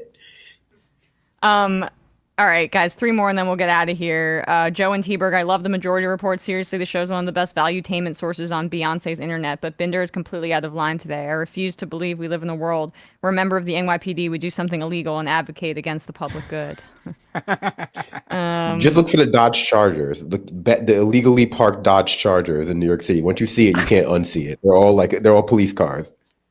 Ramona Frankenstein said, "Glad we've finally getting comedy about trans from Vegas. I'm about 20 minutes behind in the episode, but the song is fucking epic. I'm almost embarrassed. I got a little misty at the Michael parts, perhaps a bit too much Tim Pool, but otherwise A+. Yes, well, very well done, guys. Thank you so much. Appreciate it. We will see you tomorrow. Thanks to Binder, Brandon, Matt, who had to dip out in the last 10 minutes or so, and Bradley. We will see you tomorrow." It might take all the strength I got to get to where I want, but I know somehow I'm gonna get there. I wasn't looking when I just got caught between the truth and the lie bar, but finding out won't make me feel any better. Yeah, I know the clock is ticking, but the meds are gonna kick in, and my pilot light shining bright. I get somewhere the choice was made, for the option where you don't get paid, for the road that